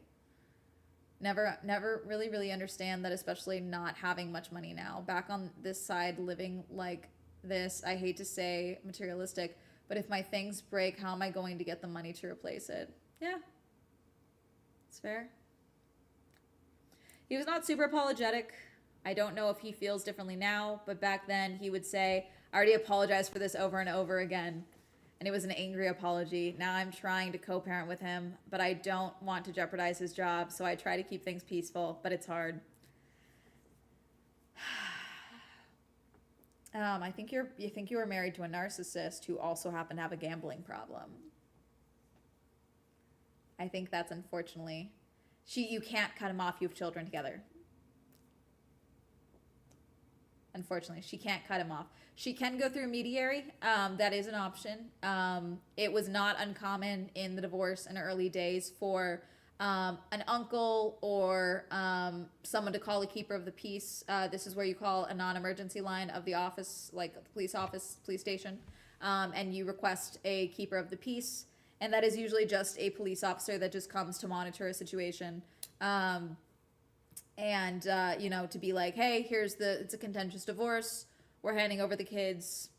I don't think anything's going to go wrong, but just in case, I would like you to have someone. There was multiple occasions where both of my parents called a keeper of the peace for various instances of getting items from the house, changing us over, things like that. Or like my uncle would come and be there to monitor the situation, things like that. It's usually it's a good reason to have someone. Or you do it and it's like the parking lot drop off where it's a neutral party, so it's like you do a Taco Bell parking lot. The kids get out of the car and get in the other car, and the parents never have to see each other. Um, but unfortunately, co-parenting does involve some form of communication. I also would highly recommend, if you're doing co-parenting and it's contentious, to not go. I think I don't remember the name of it. There is a messaging software that logs everything with timestamps properly and things like that. And you can have both of your lawyers involved in it as well. I don't remember the name of it. I heard someone talking about it recently because they were having a contentious divorce. But basically, it's more controlled for any potential issues, so neither party can lie or manipulate messages in the event of, needing, furthering the custody battle discussion and things like that. It logs all the communication. Yeah, and this is, obviously this is, you don't, it doesn't sound like there was any evidence of this early on in their marriage. They had one child, she got pregnant with another, and he started day trading. I'm curious how long he had been day trading before she found out initially, because that was $160,000. So probably well before she got pregnant the second time, maybe around the time the first child was born. And it's just, it happens, unfortunately,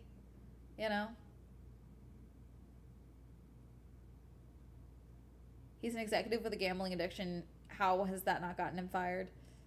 Yeah. Because that part of the executive lifestyle, sadly.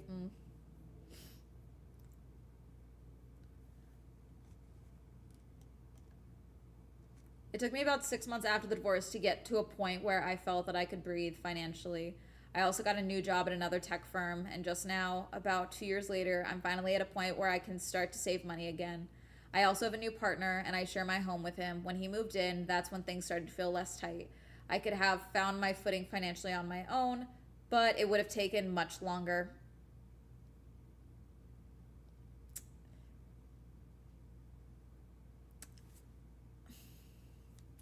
Okay, my own hangups are not relevant in this situation. I don't think I would trust another man in my house at this point, especially with the age of the children at this point, You know what I'm saying? Especially because this is her house. She got to keep the house. And I mean, it sounds like he started helping with bills, which is why it felt less tight. However, it also sounds like she may have started dating earlier than she may have been ready to or should have, to try and help ease the financial burden. Unfortunately, money is freedom, and not having it can lead to situations like this. Yeah. I could have found my footing. I could have found my footing financially on my own, but it would have taken much longer. Being in a two-income household has made a big difference. I also got a big promotion at the beginning of last year, so now I'm making over $160K a year. That was a huge milestone for me. It's not the career I imagined for myself, but I can't go back to being a small business owner. It's just too unstable. When my current partner and I were moving in together, I hired a financial advisor. I was like, I have PTSD about the stock market. Can you help me out? And I told them the whole story, and they have been life-changing. They helped me and my partner structure finances in a way that made me feel safe for me. We keep our savings separate. Yeah, you're not married. I'm so sorry. Respectfully. Respectfully. You guys are not married. Why would you keep your savings unless you're getting married? Like, why would your finances be together? Why would your savings be together if you guys aren't married? I'm just saying. We have a joint operating account so we can pay bills easily, and we have a shared emergency fund.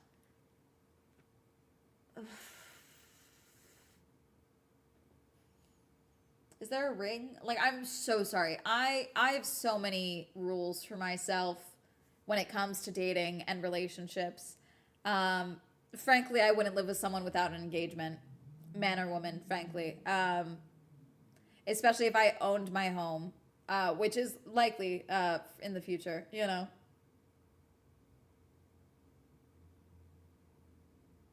Yeah. Have a shared emergency. I get if you live together at this point. You also have children. Mm, I truly like I know how I operate as someone with a dog who is very self-reliant and self fucking focus on my face. Sorry, chat. I don't know why my camera sucks so bad. Um I would operate very differently if I had children. I already run a strict program. If I had a child, you guys would think I was a psychopath. Like truly with how strict I would be with dating and especially moving someone into my home, financially speaking, you know, like I so I think it's really hard. It's not that I don't have empathy for this woman because she went through something horrible, but it also feels like I do you actually not have friends? Like I'm so you know what I'm saying?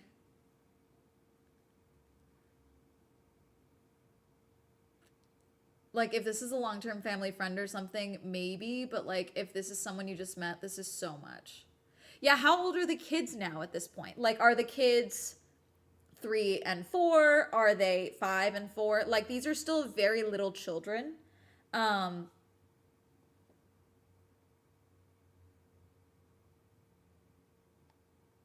I don't know.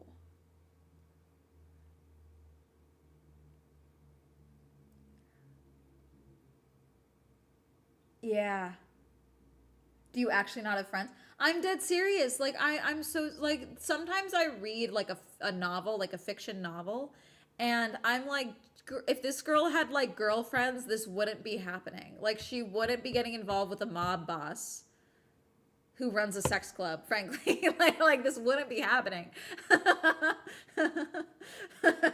You know? Like it's like a real like this is like where you build out your village and like your fam like her parents came and helped out. Like what happened to this business partner? Is she still friends with this person? Like I don't know.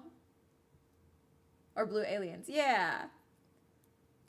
Has done the opposite and boyfriend, a girlfriend, and maybe a third friend in need moving into the house with her and kids. I mean, it's one if you build out the village, like I don't know. I if someone was like, "Hey, if a friend of mine that I've known for years was like, "Hey, I'm going to lose my apartment. I want to support you and we'll use my fake kid that I created when I worked at Baby Clothes Store, me and little Tommy. If you and Tommy need help, I would not name a kid Tommy or Thomas, frankly, respectfully. But it was a good fake name when I was 19. And if you and little Tommy need care, like I can rent a room from you, and I can help you with like childcare and like the house and bills and things like that. That'd be one thing. That's a friend though. I can't imagine like I started dating a guy 6 months ago, and I'm moving them in without a ring. Respectfully, frankly, she's very clear that the house is hers and they can stay there. Are they helping with bills? So many problems in fiction would be fixed with the solid homie saying, nah. Yeah, exactly. We really do get involved with mob bosses who run sex clubs because we don't touch grass enough. Really, it do be that way sometimes. Yeah. That's what joint account is for, bills. No, I get that part. I just think this is stupid, Omen. I wouldn't move a man in at this point, frankly. What if just a whole bunch of single moms moved into a house together? Mood.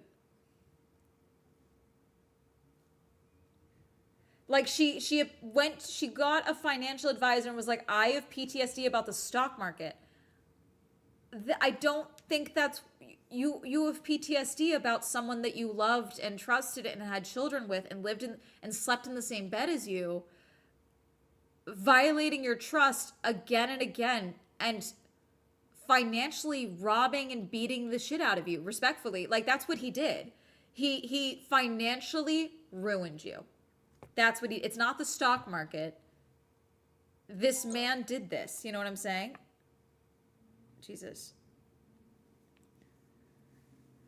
And so it's like I don't think she needed a financial advisor. I think she needed a therapist. Like I don't think she went to therapy in this time. And I think that's what she needed. I don't even think she can fully understand what she has been through at this point. You know what I'm saying?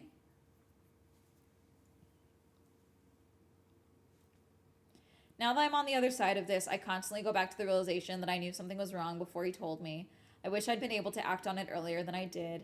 I was so easily influenced by people around me, well-meaning friends who would say things like, "Oh, but he's so nice. How could he do that?"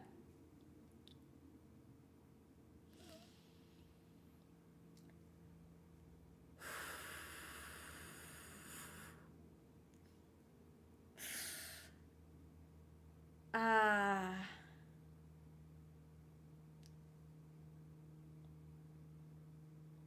Everyone needs an Amanda in their life. Everyone needs a hyper independent, self employed, non contact with parents, psycho bitch friend. Everyone needs that in their life to tell them, hey, this is fucked up. Let's get you a lawyer immediately. Okay? That's what everyone needs. You need at least one. Not more. We are crazy. We're stressful. I get it. But you need a bitch friend in your life, frankly, who will tell you what it is. Who will tell you your man isn't shit. I love Anarchy and Chris. I regularly give Chris a hard time. They know. They know. I give them a hard time all the time. Okay? Several of my friends. I'm like, I know you're married, but like, do we like him? Okay? And it can be shitty, but sometimes it's necessary, you know? All right. You need the friend who is like, or we leave him, you know? And I'm not even just talking about husbands, like boyfriends as well, girlfriends as well, you know? You need the friend who, there was a woman on TikTok, I don't remember her name. It was just one video I saw of her. But she was talking about how women can also be violent, lesbians can also be violent, because her friend was dating a woman and she beat the shit out of her friend's girlfriend because she came over one time and her friend's girlfriend was beating the shit out of her friend. So she beat up her friend's girlfriend for beating the shit out of her and was talking about that. And it's like, yeah, you need that friend sometimes. You need that friend who is like, I don't care that you're a woman. You're not going to lay hands on my fucking friend. What the fuck are we talking about? Speaking of the Amanda friend, we gotta get one for Kristen Bell too. Dude! I'm just saying, one. I'll go to boozy brunch with Kristen Bell. I'm just saying, me and Kristen, I will make my way through boozy brunch, if it means we get her to leave her husband. I think it's possible. I think it would just take one, just one.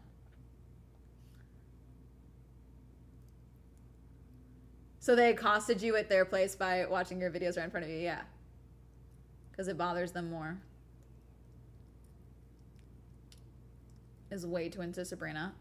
Most men are way too into Sabrina. Like, as someone that likes Sabrina Carpenter, the obsession men have with her does creep me out. And I get it. She's an attractive woman. But the way some men speak on her scares the shit out of me. It stresses me out. We dunking on Jack Shepherd? We are.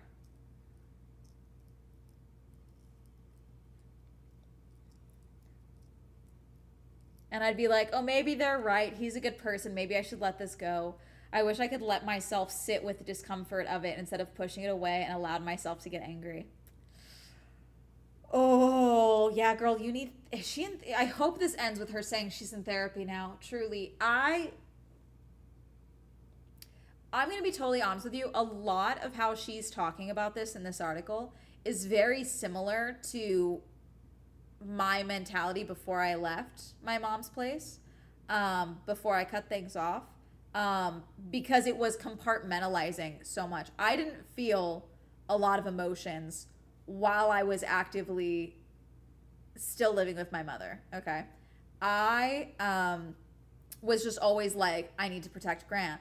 I need to get through this day. I just need to make sure I keep my grades up so I can get out of here. I need to do X, Y, and Z. Like, I was very focused on what I needed to do to like get to this proverbial endpoint instead of the reality of my mother is an alcoholic, I am not well, she is not well, one of us needs to leave and it's not going to be fucking her. You know what I'm saying? Like, and so now a lot of my therapy is like dealing with the fact that like I was in survival mode for so long that I didn't like so many of my early therapy sessions, my therapist would just sit there like this, not laughing, but like to make sure she didn't react. It's a tell that she has. I've told her she has it. It's very funny. Because I would be recounting like all these things that happened to me in life, and she'd be like, okay, but how did that make you feel? And I'm like, it was bad, but I had to do X, Y, and Z. And she's like, no, no, no, no, no. She's not laughing when she told me this, I should note. She's like, but you were in danger in that moment. How did that make you feel?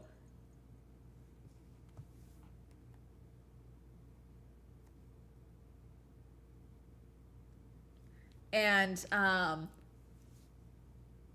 it's a lot of that, but like that's what therapy is for, you know what I'm saying? Like that's why you have therapy, you know, to access, like you need that neutral third party that isn't just like, that's fucked up, your mom did that to you, you know. You need someone who's like, okay, so you're kind of not like, you're not really making eye contact, and you're not talking about, you know, how awful this was truly. Can we back it up? That's why therapy is helpful.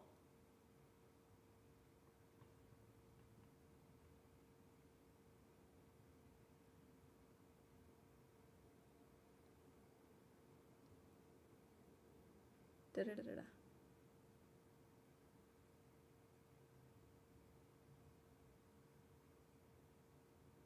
Is dealt with. Yeah. You know, but then that's also why, okay, because I was in survival mode for so long. When I finally left, I was out for a month. I had been living with my dad for a month. I turned 18, okay? And a week after I turned 18, half my face froze. I developed Bell's palsy. I was paralyzed this entire side of my face because my body had been so used to being in fight or flight mode for years that being out of it, my body thought it was under attack. Which is also super fun because like no one believed me when I went to the hospital for it. And so they were like, you probably have a brain tumor. We should do some scans.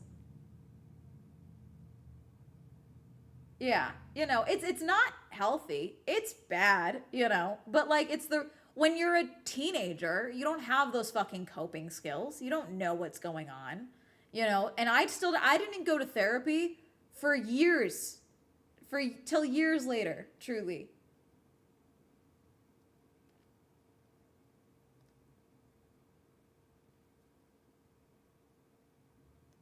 Heart attack recently because of stress, and I'm in my 40s. Yeah.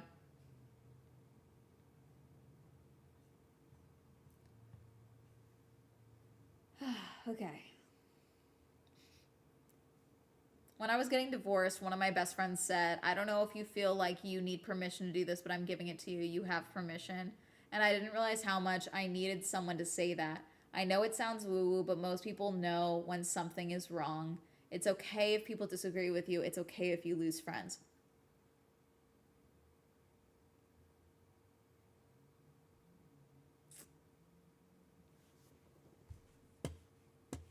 Bye. Okay, let's see. Where's my mouse? There it is. I feel like I have so many more questions.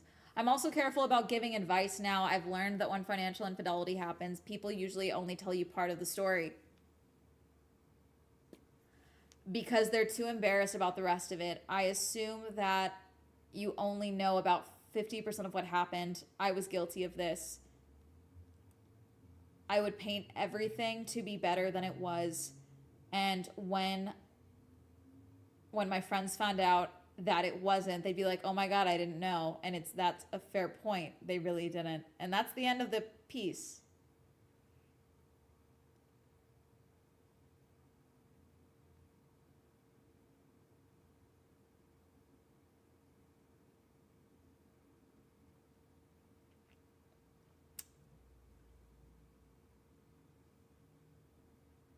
I have so many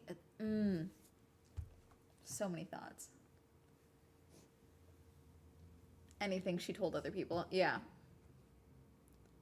That feels abrupt, but I get it. Okay, I hope she's in therapy, respectfully.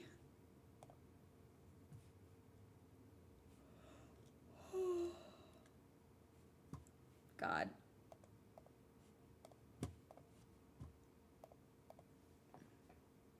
That's the end. That's the end. She's no longer giving financial advice.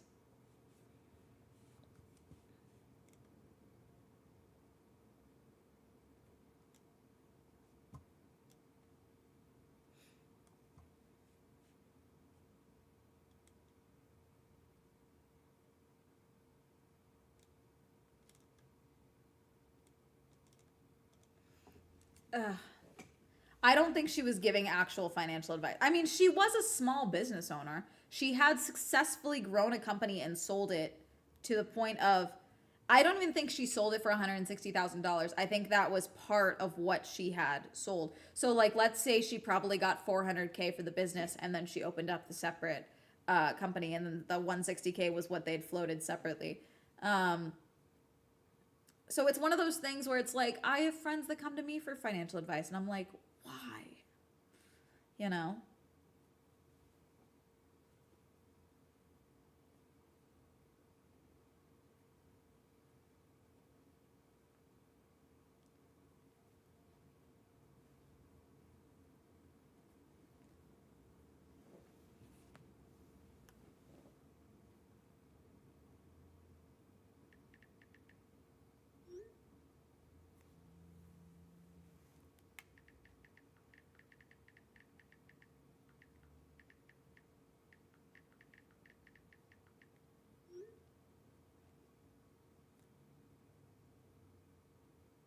Sorry, hang on, I'm checking something.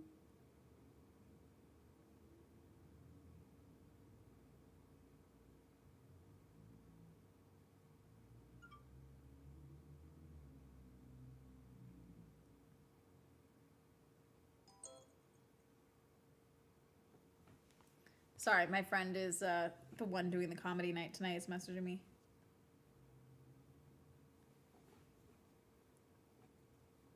You got the sound effects all the way up? I do.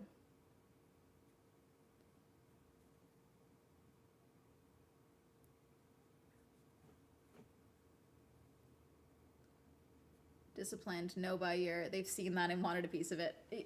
Yeah, but I've also, like, let's respect. I have credit card debt still. Like, I let's be realistic. Comedy night. Yeah, my friend is. It's. I don't know if I want to tell you what it is, but I think it's sold out. So I think it's safe for me to.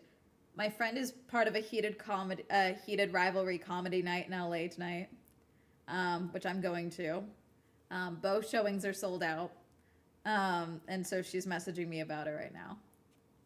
So I'll be going to the heated rivalry comedy night tonight. It's not going to be a review. I'm going to support my friend, and because I'm really hoping for some funny gay jokes, frankly. The heated rivalry boom here in LA has there's been heated rivalry workout classes, heated rivalry. There was, I think, a karaoke night or something, but I don't even know how they did that the other day. Let's see.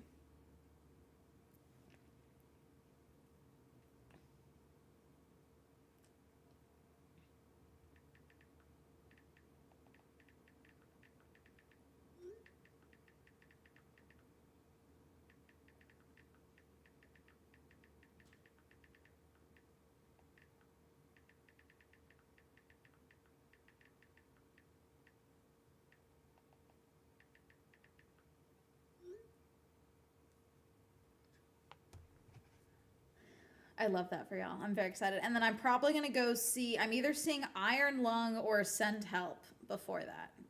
So I'll probably wrap up the stream in a little bit because I do got to fix my hair. I dyed my roots again today and then I let it air dry, but I do want to style it a little bit so it looks a little better. Because it just dries so stringy looking. Which, this is the problem with layers sometimes when you have thin hair. Like, it just looks stringy sometimes.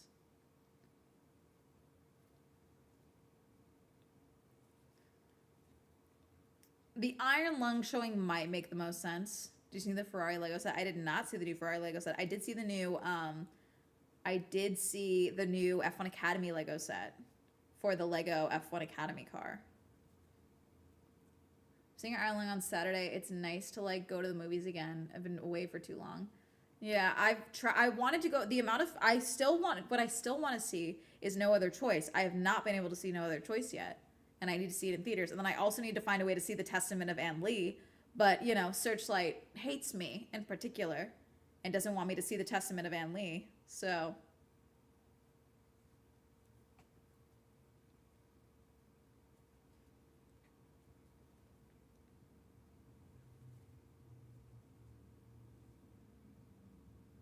Knitting really seems really calm before going out that night.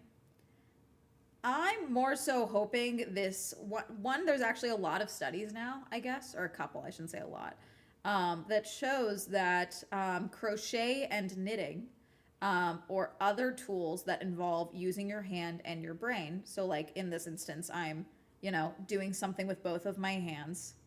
So knitting and crocheting, okay. And then also, thinking about what I'm doing, also in this instance, talking. It's actually really good in preventing signs of dementia and Alzheimer's, because it's forcing your brain and your hands to like work in tandem, and it's working part of your brain that you may not normally be using with the amount of like screens and things like that. I don't know the exact science behind it.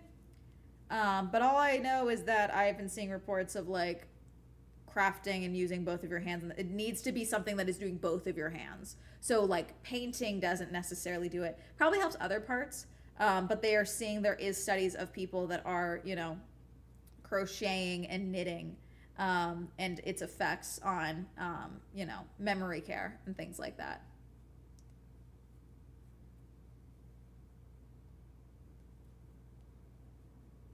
I don't think anyone in my family had it or has it. My Lisa's parents both had it, but obviously Lisa was my stepmom, so it's not like I'm inheriting that. Is I should get a pottery wheel. I think pottery would make sense as well because it's both parts, your hands and your brain, and then also your foot. It's probably even better because you're using if it's a wheel, you have to use the pedal. Sewing is I don't know. I'm so curious though. But also, I don't know, maybe this is the year we get involved in some, there's actually extinct, there's crafts that are going extinct. Might be fun to do an extinct, I think we talked about this last year and then we never did it. Might be fun to do some streams where we learn about extinct crafts or crafts that are going extinct.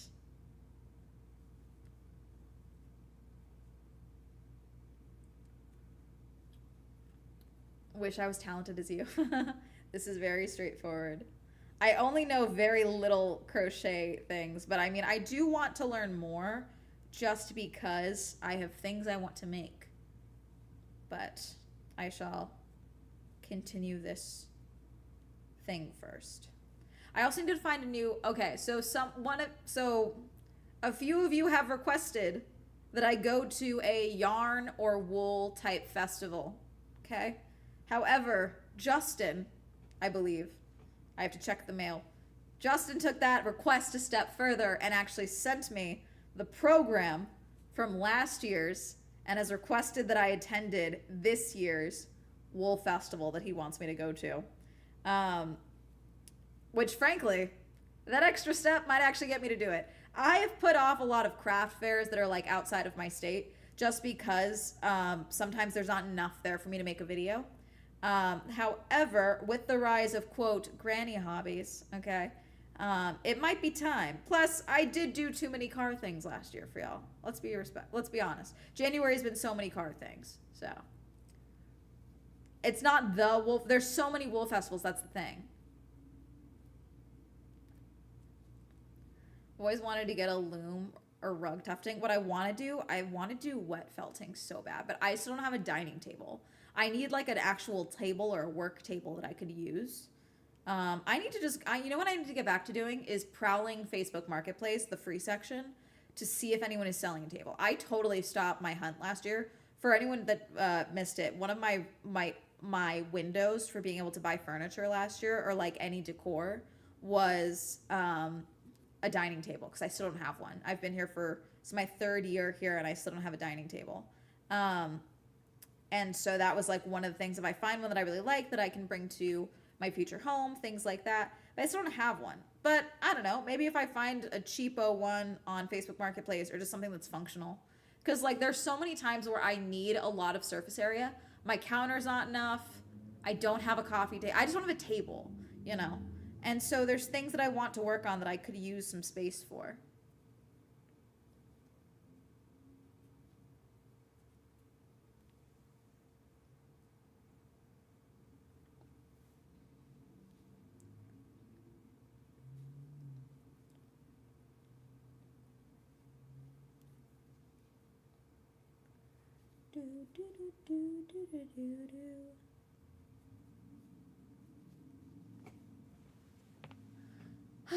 Let's see.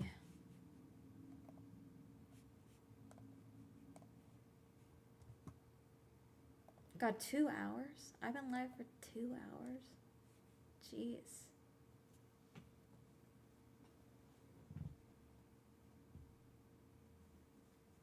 Getting a solid wood dining set is my furniture highlight. That thing is solid. Damn. Oh, there's a Japanese hobby of turning aluminum foil into shiny balls. I want to do the... There's that. There's also the what is it? The jade walnuts. Have you guys seen this? If you take walnuts, like walnut shells, and you just roll them, over time, they actually become shiny and give the appearance of jade. And it's like, they actually, I guess, sell for a lot of money. There's also the mud ball, where you get like a ball of mud or dirt, and you polish it with like the bottle with a bottle, and it can literally turn into like a mirror. And there's things like that. I've definitely made, when I sew things, I wear them most of the time. Like obviously there was the Captain America costume that I made when I was 19. That one I've worn a couple of times. This is just like, I've never made a sweater. Which you would think that would be like the first thing I would learn to crochet because of who I am as a person and the fact that I'm a sweater addict. But I've actually never learned how to make a sweater. I should, but I have not.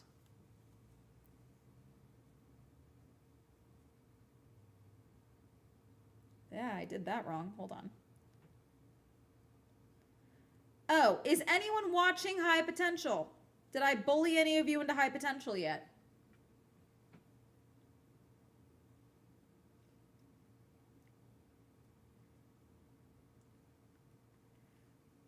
Yeah, ha ha ha. Yeah, sure. It's totally put it in the microwave. I want you guys to keep watching High Potential because I need thousands of seasons of High Potential. Make no mistake about it. High Potential is propaganda. It's okay to acknowledge that High Potential is propaganda. But I love Morgan, and that's okay. But yeah, I kind of fucking hate Wagner. I need you guys to know who I'm talking about. I need you guys to watch High Potential so that I can make fun of a character that I can't stand. And you guys understand accordingly. You know what I'm saying? It's hardly spoilers. It's a character from first episode. How is that a spoiler? It's a character from season 2, episode 1. There's 13 episodes out. Get on this, Ultimate Foe, please.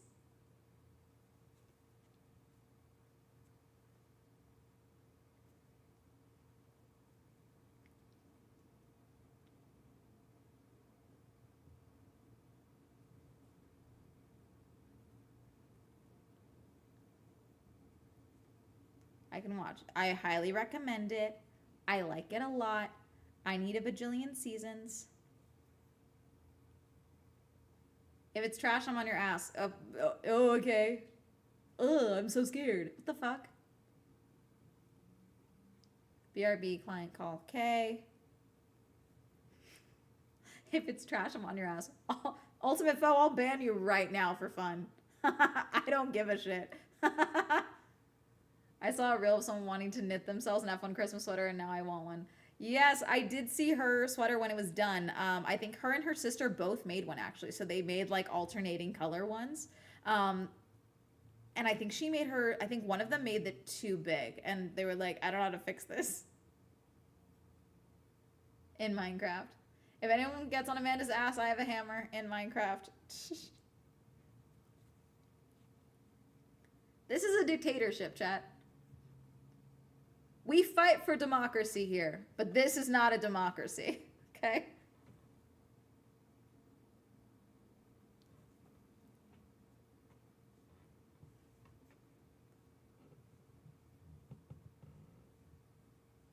And Sparkly isn't afraid to use it in Minecraft.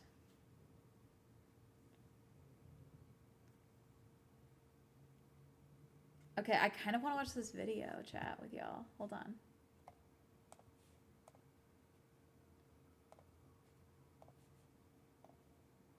While I continue crocheting. Hey guys, it's AJ, your favorite lesbian commentary YouTuber, and today we're getting wet and wild. This is AJ. Also, I finally cleaned up my background and got it looking cuter. Because I agree. An applause to me. It only took me a whole month. In my last video, I talked about caving or spelunking, and a lot of the comments were like, talk about cave diving, please, cave diving. And little did you know, I was already planning on it. Cave diving, I would say, I love her vibe. 105% worse than regular caving.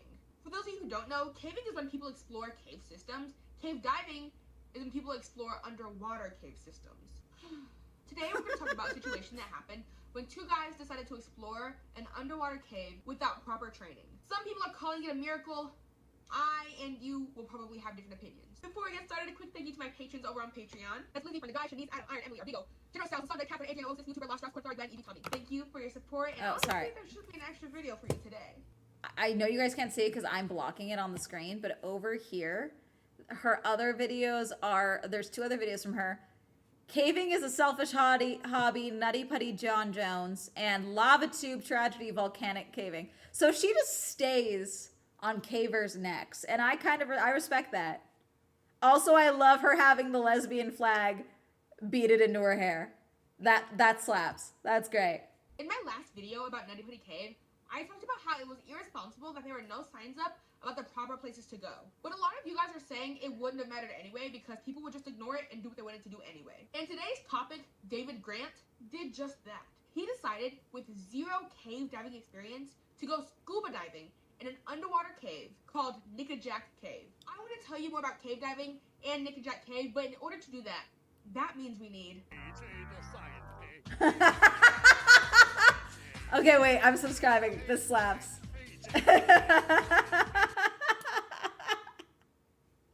I'm subscribing. Hold on. Let me give you guys the link. Let me get the link.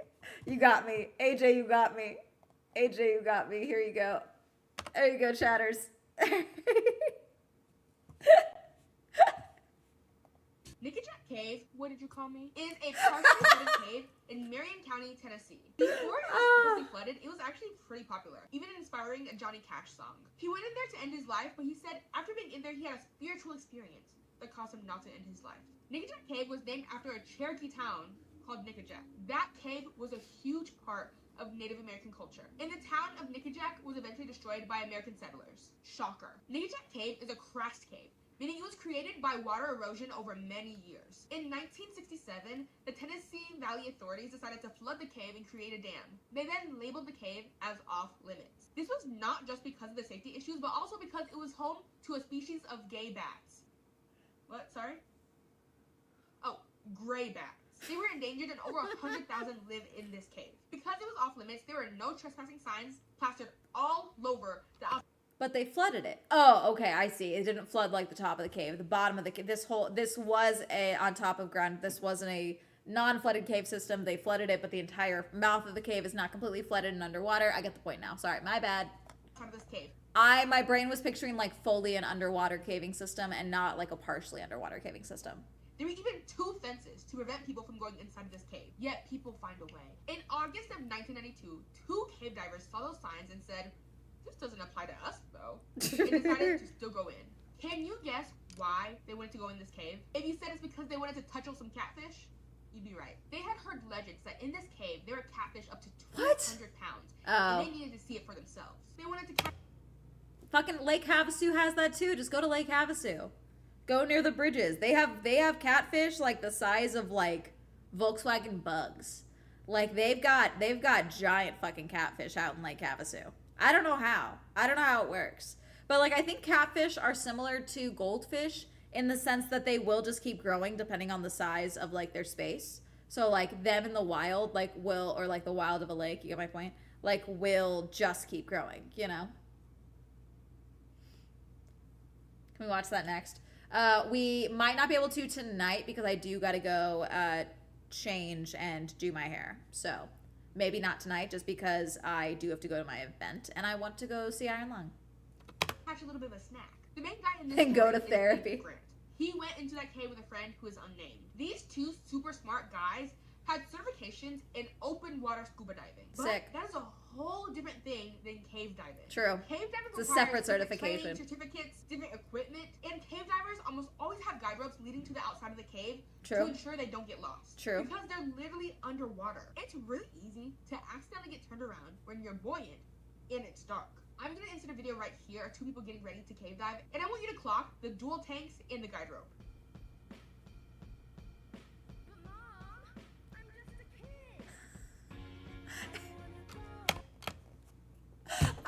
Okay, AJ's a fucking legend.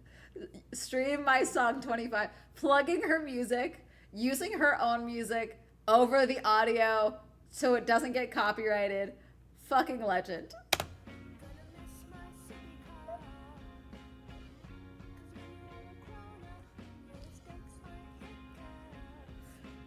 Yeah, two tanks.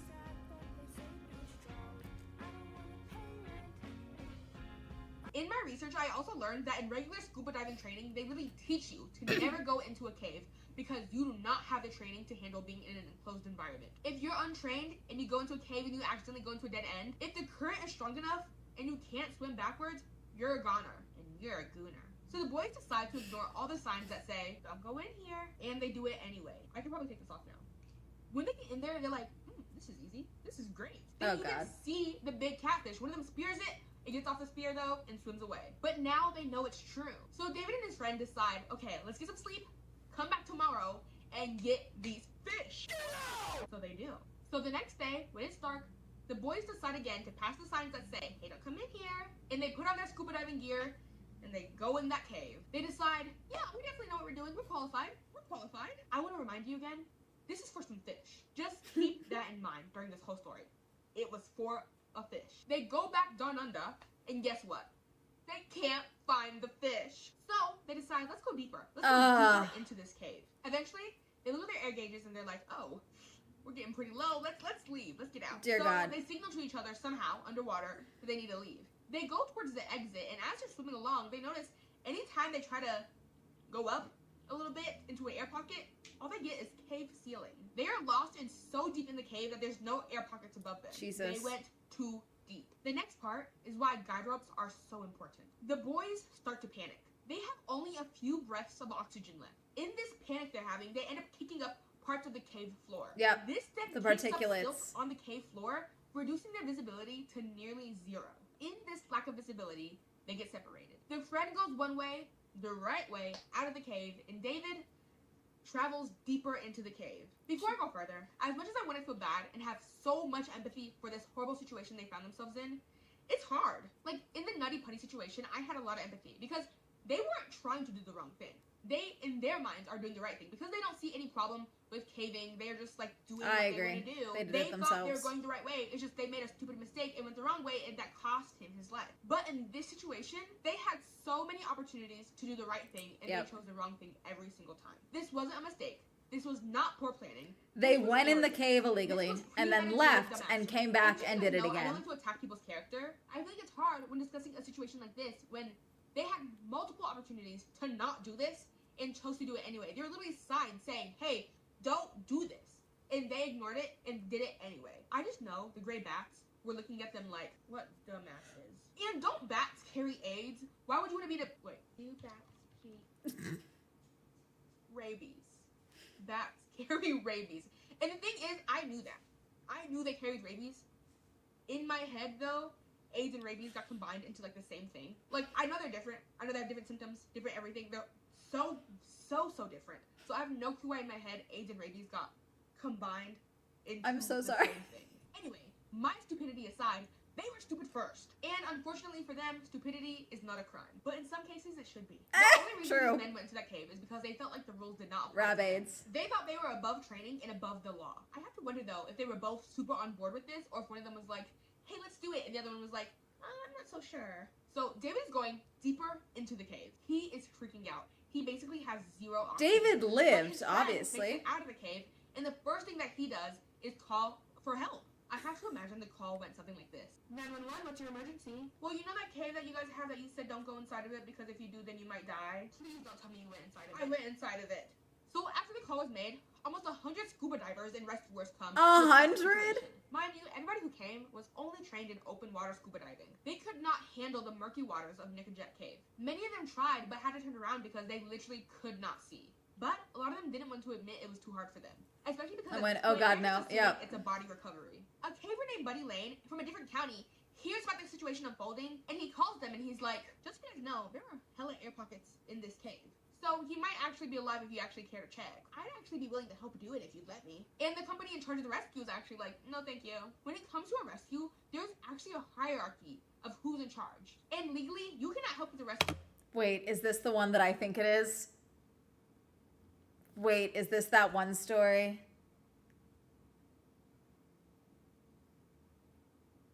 Hold on. Let me hold on.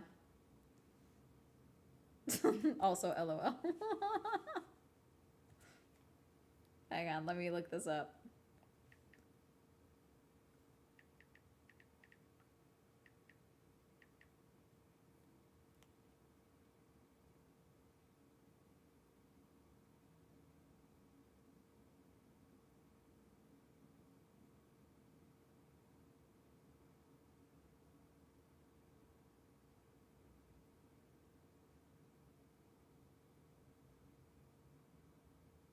Okay, no, this is not the one that I thought it was. Do it unless you've been invited to come help. The open water. I thought because they mentioned the air pockets that this was that this was the case where the divers go in, friend gets lost, and they're searching for him, but there's an above ground cave system and a below ground cave system. One's underwater, one's not. And he managed to make it out of the water into one of the cave systems. And he ended up starving to death in the dark, alone, because he was worried about drowning. So he just stayed put, which is what you're supposed to do if you get lost adventuring. And they found his body later. That's what I thought this was, but it's not. It's not that one. Water rescuers are still searching. David's family is devastated. They are distraught. They are in front of the cave praying. They are making sandwiches for the divers who are helping. The rescuers even tell his family that they searched the whole cave, which is a lie, mind you. This is a lie. They guide rope to search the whole beginning of the cave. This part alone, the fact that they lied to his family, lets me know the kind of people who partake in this hobby. I'm not generalizing. But I'm sure you are alas, cool. They're like, damn. No, you're not.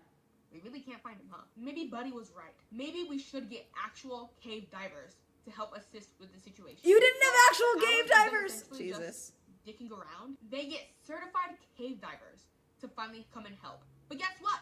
Those cave divers are over 100 miles away. Because again, they highly doubted that he was alive. At this point, it had been hours. His air had definitely run out, so I don't blame them. Buddy Lane, the caver who was like, hey guys, he might actually be alive, decided to take matters into his own hands. He calls the Tennessee My man Valley is mod Authority team and loves asks to for go copies caving, of which the still cave blows me away. from Yeah. before it was flooded. Gator, she's a Gator girl, which is our other mod chat, other than Anarchy and Sparkly. Loves caving. Does not do underwater caving. But loves caving. And does not like that I like making fun of cavers and think it's silly. Even though I love a cave. I should admit this. I don't go caving, but if I'm at the beach and I see a cave, I'm gonna go in that fucking cave. I'm not going underwater in the cave, but I love a cave. I won't lie, okay? If I'm hiking in the mountains and I see a cave, I'm gonna check out the cave. Am I going deep in that shit? No. But I'll chill in the mouth of it. I'll check it out. I'll give it a peek-see. When looking at it, he sees, okay, well, there actually are a lot of air pockets. There is a high likelihood that David is just sitting in one of those air pockets waiting to be rescued. So, Buddy Lane and his boss, Lieutenant Dennis Curry, they call... Okay, Diva with the rope Tennessee picture. Emergency Service Coordinator named Mark Caldwell. They call him and they tell him the tea, and he's like, okay, well, I trust you guys. So he's like, you know what? Is it necessary to be a cave diving expert to like have like kind of like a cunty photo of you with like your rescue gear with your helmet or your rope? Like, is that a requirement? Let me go down to this cave and see for myself. So Mark Caldwell goes down there, and when he gets there, the people in charge are like, Daddy, chill. It's literally just a body recovery mission. This left Mark in a really tough spot. He didn't want the recovery team to feel like he was undermining their authority, but at the same time, he really trusted Lane and Curry. He thought they might be onto something. So he goes with his gut. He tells everybody, including David's family, that they're now treating this as an active rescue mission, not as a body recovery. At least until they have any reason not to. Mark understood that if Buddy Lane was correct, then David probably had limited air supply in an air pocket. And by now, the air in whatever pocket David was in was depleting. So he made a very costly decision. He ordered them to lower the dam in order to lower the amount of water in the cave. This cost the city several $100,000. Jesus! But they felt it was worth it to save one man's life. Within an hour, the water had dropped 14 inches. This gave them more than enough room to be able to just walk in the cave. Mind you, the rest I'm not gonna say what just popped in my brain. But Caldwell convinces them to help look for David still. At this point, Buddy Lane and Curry have showed up on the scene. They go deeper in the cave to help. They literally borrow people's equipment. They borrow their fins, borrow their air tanks, and they add that in conjunction with their regular caving gear. Now that the water was lower, it was similar to wet caves that they often explored. So they were used to going to caves that had barely any breathing room. So the fact that they had 14 inches plus some of room to breathe, they were in their prime. This was comfortable for them. They say the only part that was uncomfortable is every once in a while they'd see a fish in the water, and that was like scary for them. I bet the bats were pissed. So Buddy Lane and Curry are in the cave. They're like, hello? Hello? But all they're getting is their echoes in reply. Until they hear, hey. Guess who it was? David's dumbass. My dog's getting into something, I just know it. What are you doing? No? What are you doing, guys? Is this trash? What kind of trash? I don't know why you're acting so excited. It is not dinner time yet. She's acting feral like it's dinner time. It is not dinner time yet. She still has 15 minutes. So yeah, David was in the cave the whole time in an air pocket clinging to a stalactite. But the part that he was in was separated from Curry and Lane by like a piece of rock. So David was here in an air pocket. There was a piece of rock, and then Lane and Curry were on this side of the rock. And from this way forward was open. Luckily, the water had lowered enough that not only did David now have more air in the cave, but also now Lane and Curry could swim under the rock to David. When David sees them, the first thing he says in all seriousness is, "Are you angels?" Remember, David has been alone in the dark for 17 hours. So Jesus. He was hallucinating, and apparently at one point he had hallucinated angels. So he does what one would do in that situation and assumes that these are more angels. They get David out of the cave, and I just know that Lane and Curry were so smug. Nowhere in anything I read did it say that, but I just know they were like, Loser, I was right. You were wrong. my ego would feel so big after something like that. But hey, maybe they're better people than I am. But after all of this, guess who got the thanks? God. David became a born-again Christian and said this was all thanks to God. I am not a believer myself, but I can see how crazy the situation is. His chance of survival was slim to none. He was an idiot who got extremely lucky. If God chose to save his stupid ass, who chose to do something stupid, instead of people around the world, innocent people being smart. I want you guys to know. If I have a near death, I want you guys to know now. You guys, hang on, hold on. Sorry, AJ, 1 second. I want you guys to know if I have a near-death experience, I will be capitalizing on that, okay? But not with Jesus. I will be saying that I was rescued by aliens, and I will go very into detail about what they look like, and I will start a new cult based off of this fictitious alien race that spoke to me while I was in my near-death experience, and I will devote my life to this alien race because I think it's funny. So I just want you guys to know. It won't be God, because I don't really believe in Sky Daddy. But the alien race I'm going to make up, 100%. I think it'd be really, really funny. Okay. Let me go back. slaughtered? What is he doing? No offense to my Christians, but he really needs to get his priorities in order if he decides to save David and not these other people. It's like when sports players pray to God to win a game. I personally would assume that God has more important things to do, and if he is busy, I definitely wouldn't want to summon him to help me win a basketball game. This might be Mothman saved you from the but cave. It genuinely pisses me off that this story has a happy ending. Like, of course I don't want anybody to get hurt, but It genuinely not pisses me even off. try. The story Signs has. in the cave said that trespassing gets you a fine of up to $10,000. But nowhere in my research did I see that he actually had to pay the fine. He literally cost the city yeah, hundreds of thousands of dollars. and he got away with it. They're acting like he's some kind of chosen hero. He did something idiotic, dangerous, and he's getting away with it. He can't keep getting away. Okay, I don't think anybody ever deserves to lose their life. In the way that, like, I don't wanna wish death on somebody. In the sense that, okay, I guess I'll just be an asshole. He didn't deserve to die, but he sure as hell did not deserve all the help he was given. He got so lucky. But again, this opens a... There's a reason that if you want to climb Mount Everest, one of the fees you need to pay is a rescue fee. For in case you need, it's like insurance for if you need to be rescued. You have to pay that before you climb Mount Everest in most instances. In case you are stranded and need to be rescued. That money needs to already be set aside. So I believe he should have had to pay the fine. Bigger conversation. The one I'm always talking about. The selfishness of acts like this. Even if getting lost never crossed these men's mind before they entered that cave, they still put so many lives in danger. For what? A fish? They traumatized their families. Yeah. For a fish. And worst of all, they bothered the bats. For a fish. I empathize with wanting to do things that are illegal, but you can't. I constantly have the urge to shit on the ground as a joke. But in public, that's indecent exposure, and that's illegal. So I don't do it. I understand you want to swim in that cave and catch a fish, but don't do it. Don't do it, don't do it, don't go, don't go, don't go. Catfish are definitely not Okay. Aren't catfish literally like one of the dirtiest fish you can get because they eat anything and everything? Fishers, sound off below. And the shitting on the ground thing is a joke. But I will say, wouldn't it be a funny bit? Like, somebody pisses you off, so you just shit on their floor? Or like, shit on the floor in front of them and walk away? Maybe I just have a twisted mind. On my last video, people were commenting, curiosity is just human nature. This was not just curiosity. It was selfishness. This is deciding that your enjoyment is more important than the laws, conservation, safety, common sense. I truly hope he got his scuba diving certification taken away, because clearly he didn't learn anything.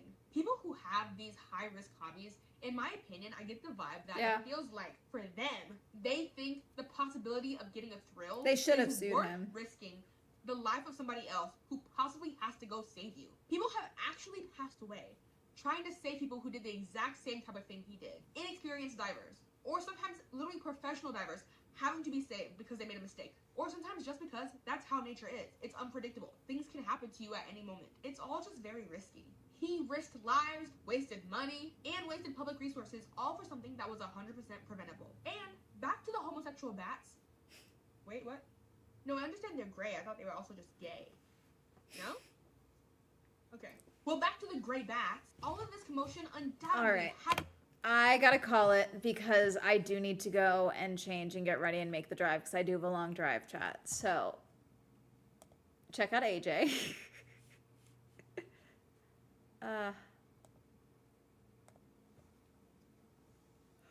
Oh gosh. Okay. I will let you know. Let's see. Who am I rating? Who's got? We rated Jambo. Phoenix.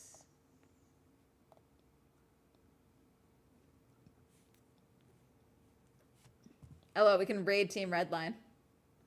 I'm kidding. We'll raid Phoenix.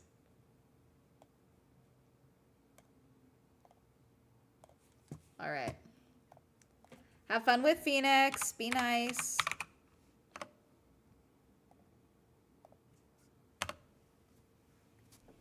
Bye, chat. Have fun. I'm gonna go put more makeup on my nose.